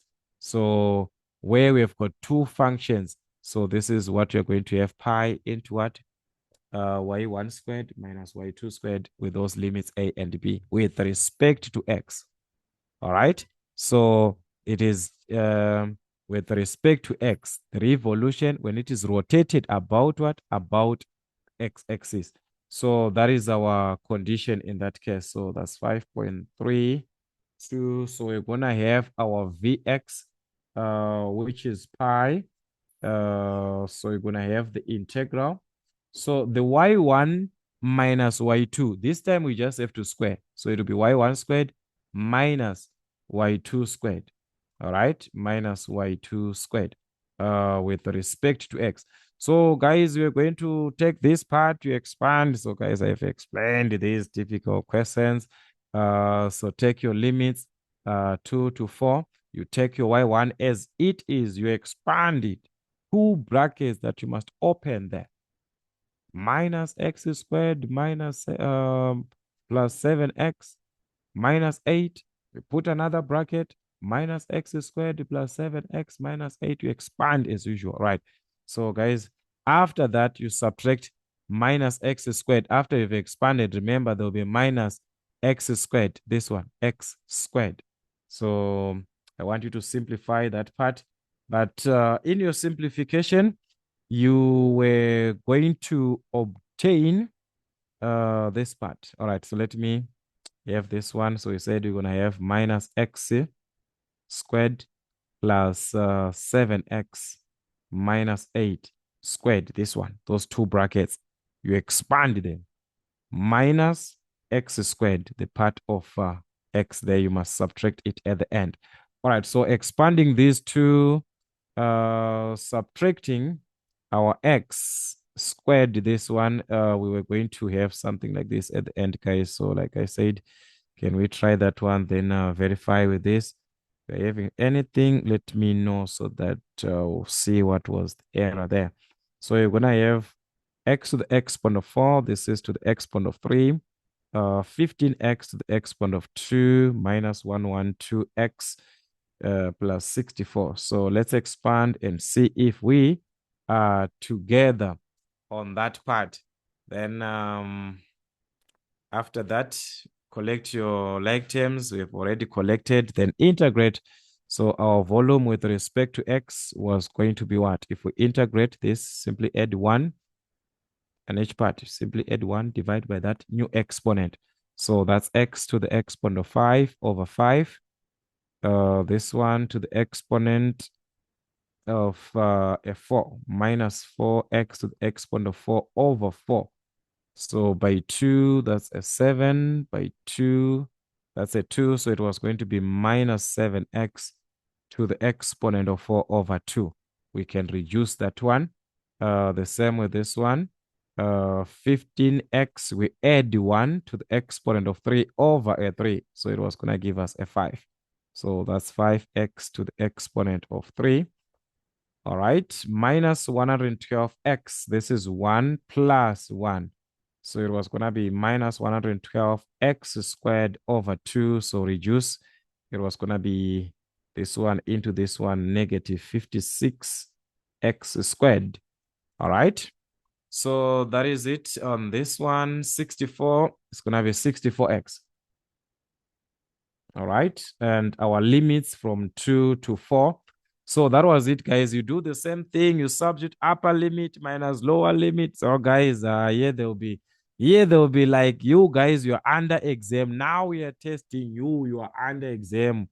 You want to go into engineering. You want to do testing. You want to do fault finding. Can you do it? Guys. All right. So this one, just substitute there. You're going to get 136 over 15 as a decimal. This was 136 over 15. All right, so this to 3 decimal place was gonna be 9.06. All right, I left a pi. I'm wondering, like, why is it like this? All right, there is a pi there. So this is gonna give us 28.484, right? So something like that. You can have it like that. 28,484. Volume, these are cubic units. All right. So we're gonna have that question in that manner. Okay, so guys, next time you see what I'm gonna do, I'll just like do half, like part 1, part 2, or part 1, part 2, part 3, guys. Maths N5 full paper. I'm seeing like anyway, let's see. We're almost there. We're almost there. There on the moment, calculate the second area moment of a circular lamina with radius 15. So we are dealing with a circular lamina in this case. And this is from our moment, guys, where we are given r squared dA. So in terms of our area, we are supposed to have with respect to what? All right, let's go back. There's another one that I wanted. All right, all right, all right. Supposed to be, but this is same as like your N5, guys. Your N5, they limit the formula, guys. But anyways, let's go back to the formula that we are given from this information. They're saying about an axis through its center and perpendicular to the plane of the lamina. And it is what? Perpendicular. So we're gonna have to consider with respect to x in that case. We have to consider our area with respect to x. When it is of this nature, we can take it with respect to x. And as for second area moment, it means that we're going to have our area. Remember, area is x times x, which is x squared. X times x, which is what? Which is x squared. So as we have this area with respect to x, which is 2 pi x dx. Remember, we are talking of area. So to have that, we are supposed to integrate with respect to x.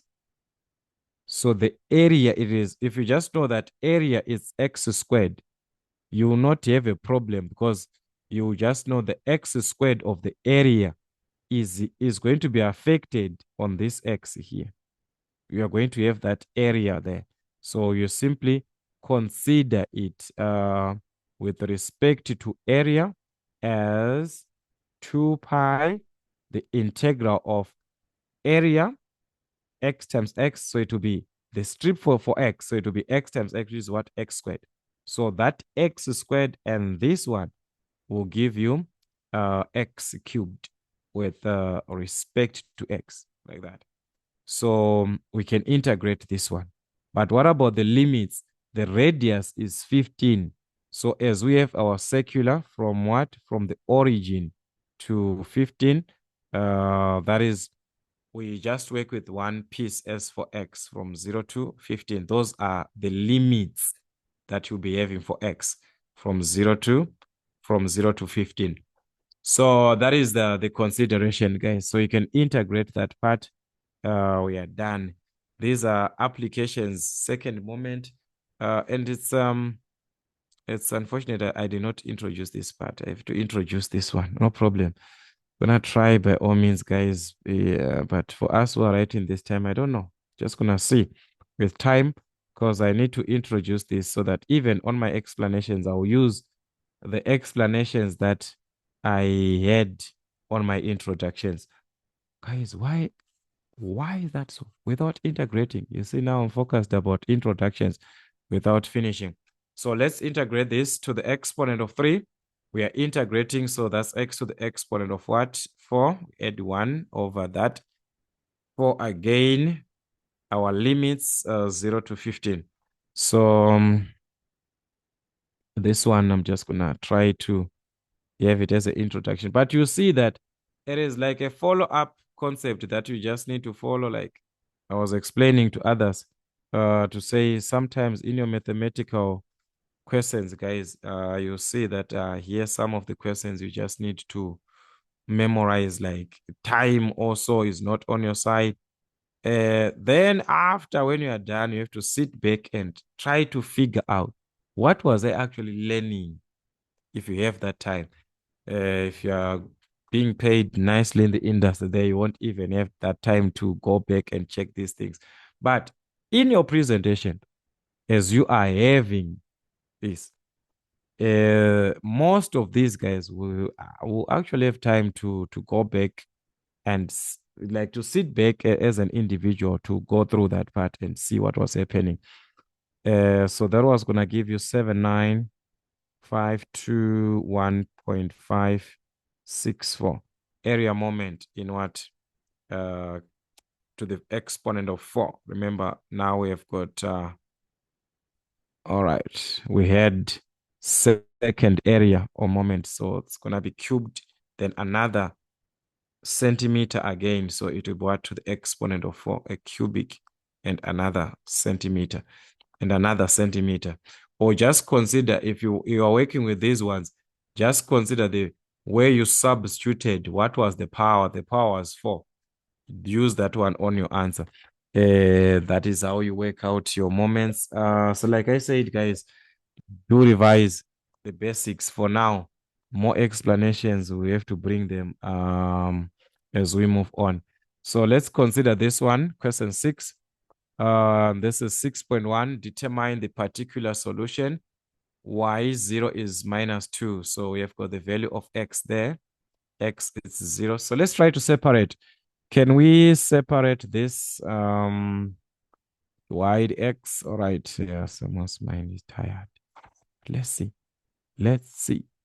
2x plus 2xy squared over y like this.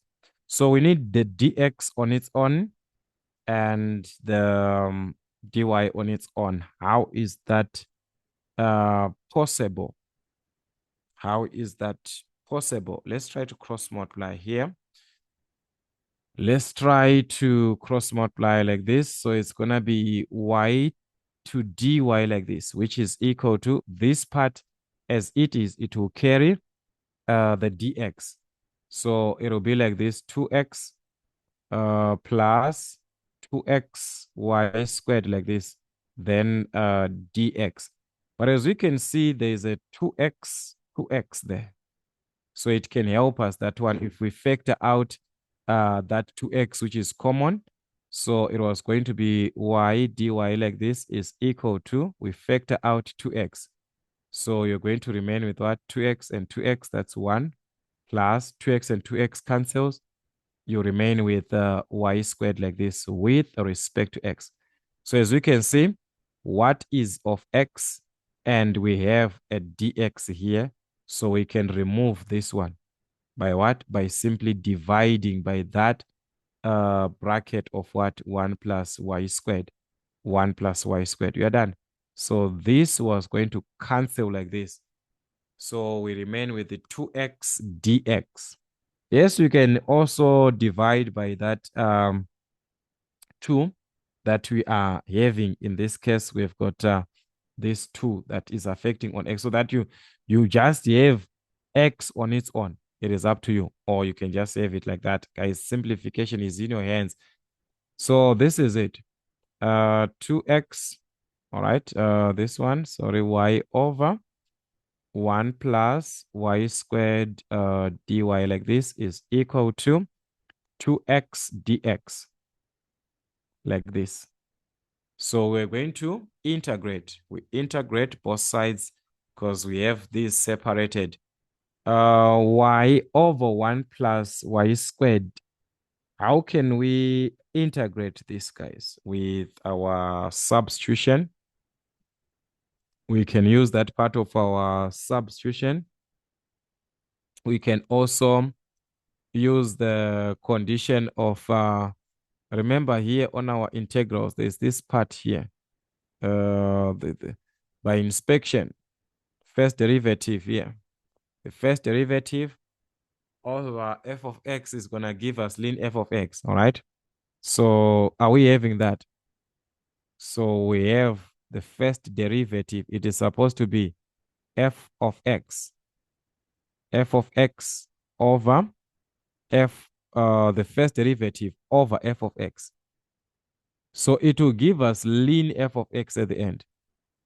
So the question is, if we say this is our f of y, like here, it is of y, this one. Is this one its derivative? 1 plus y squared. What is its derivative? That's 0 plus 2y. The derivative is 2y, not y.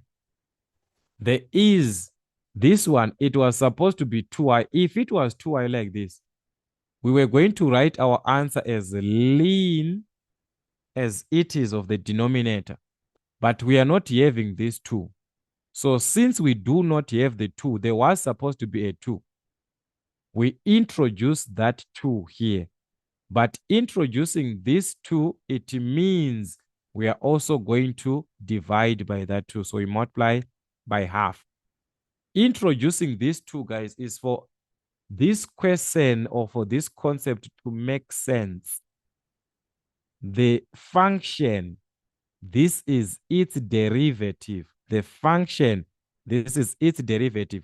Once you see this, you don't need to work out anything. You don't need to apply any substitution method or what. You just need to write your answer. It's inspection. So your answer was supposed to be ln of what? F of x.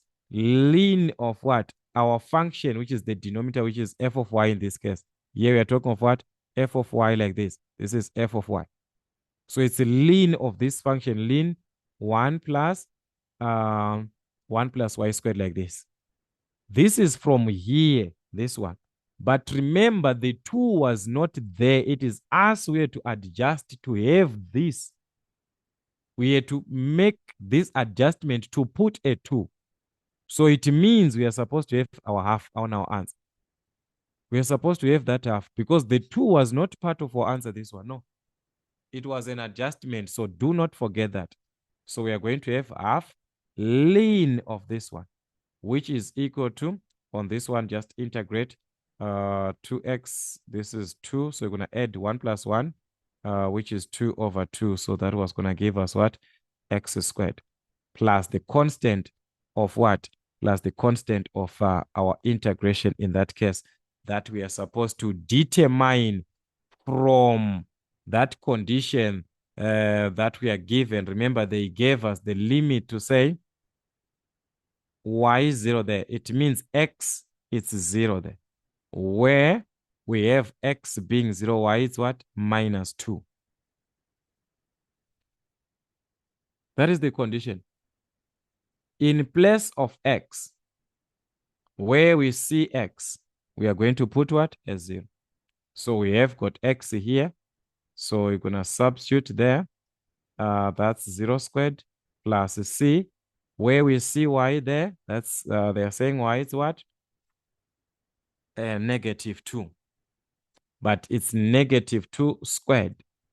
So it was going to be 1 over 2. This one is ln of 1 plus negative 2 squared, which is 4 plus 1, which is what? Half ln 5. All right, that's a 0, this one. So c is equal to half of what? Half of ln 5. So as we can see, therefore, we're gonna have half of ln 1 plus y squared as it is, which is equal to x squared plus c. Our c is that constant that we obtained, which is half of ln 5. This one is just like ln 5 over 2, half of ln 5. It is just ln 5 over 2. You can have it like that, half of ln 5. Or you can also consider your laws. Remember, if you're dealing with logarithms, you can also raise this to be an exponent. So it can be written as ln 5 to the exponent of a half, which means to the exponent of a half is what? Is the square root. So this part is the same as ln square root of 5. One and the same thing. Can you have it answer, guys? It's maths, guys. One and the same thing. One presentation that we are given there. So we must be very careful in our presentations. Sorry for that. In our presentation, must be very careful, like how the question is, and your final answers. You can have it. If someone can even have a decimal there. If you want to see that that is one and the same thing, express it as a decimal. Then you will see that it is one and the same thing. So the particular solution, you need to calculate what? That constant. But if it is a general solution, then there's no need. We do not have that. Determine the particular solution. Here it was actually a mistake because we are not given the limits. Like to say when x is this, we are not given the values of x. So this one, it was just the general solution. All right. So remember your concept, guys. We can expand brackets there, then integrate until we have y is equal to. All right. Until we have y is equal to. And like I said, this one we cannot substitute because we don't have anything to be substituted. So it was supposed to be determine the general. All right. So we have to integrate, guys. But as we can see here, 6.2, that's second derivative there is expand x squared. That's going to be x squared plus 4x. Remember that concept, plus 4x plus 4 minus 3. So 4 minus 3, which is 1. So x squared plus 4x plus what? Plus 1. It is what we are having there. So you have to expand the brackets, then collect the like terms. So that's x squared plus 4x plus 1. All right. So with respect to x, you'll be integrating with respect to x. So integrating this will give you dy dx until you get what? Until you get y. That is the concept there. So this one, integrate, add 1, just those concepts, guys, of your integration. So that's x to the exponent of 3 over 3.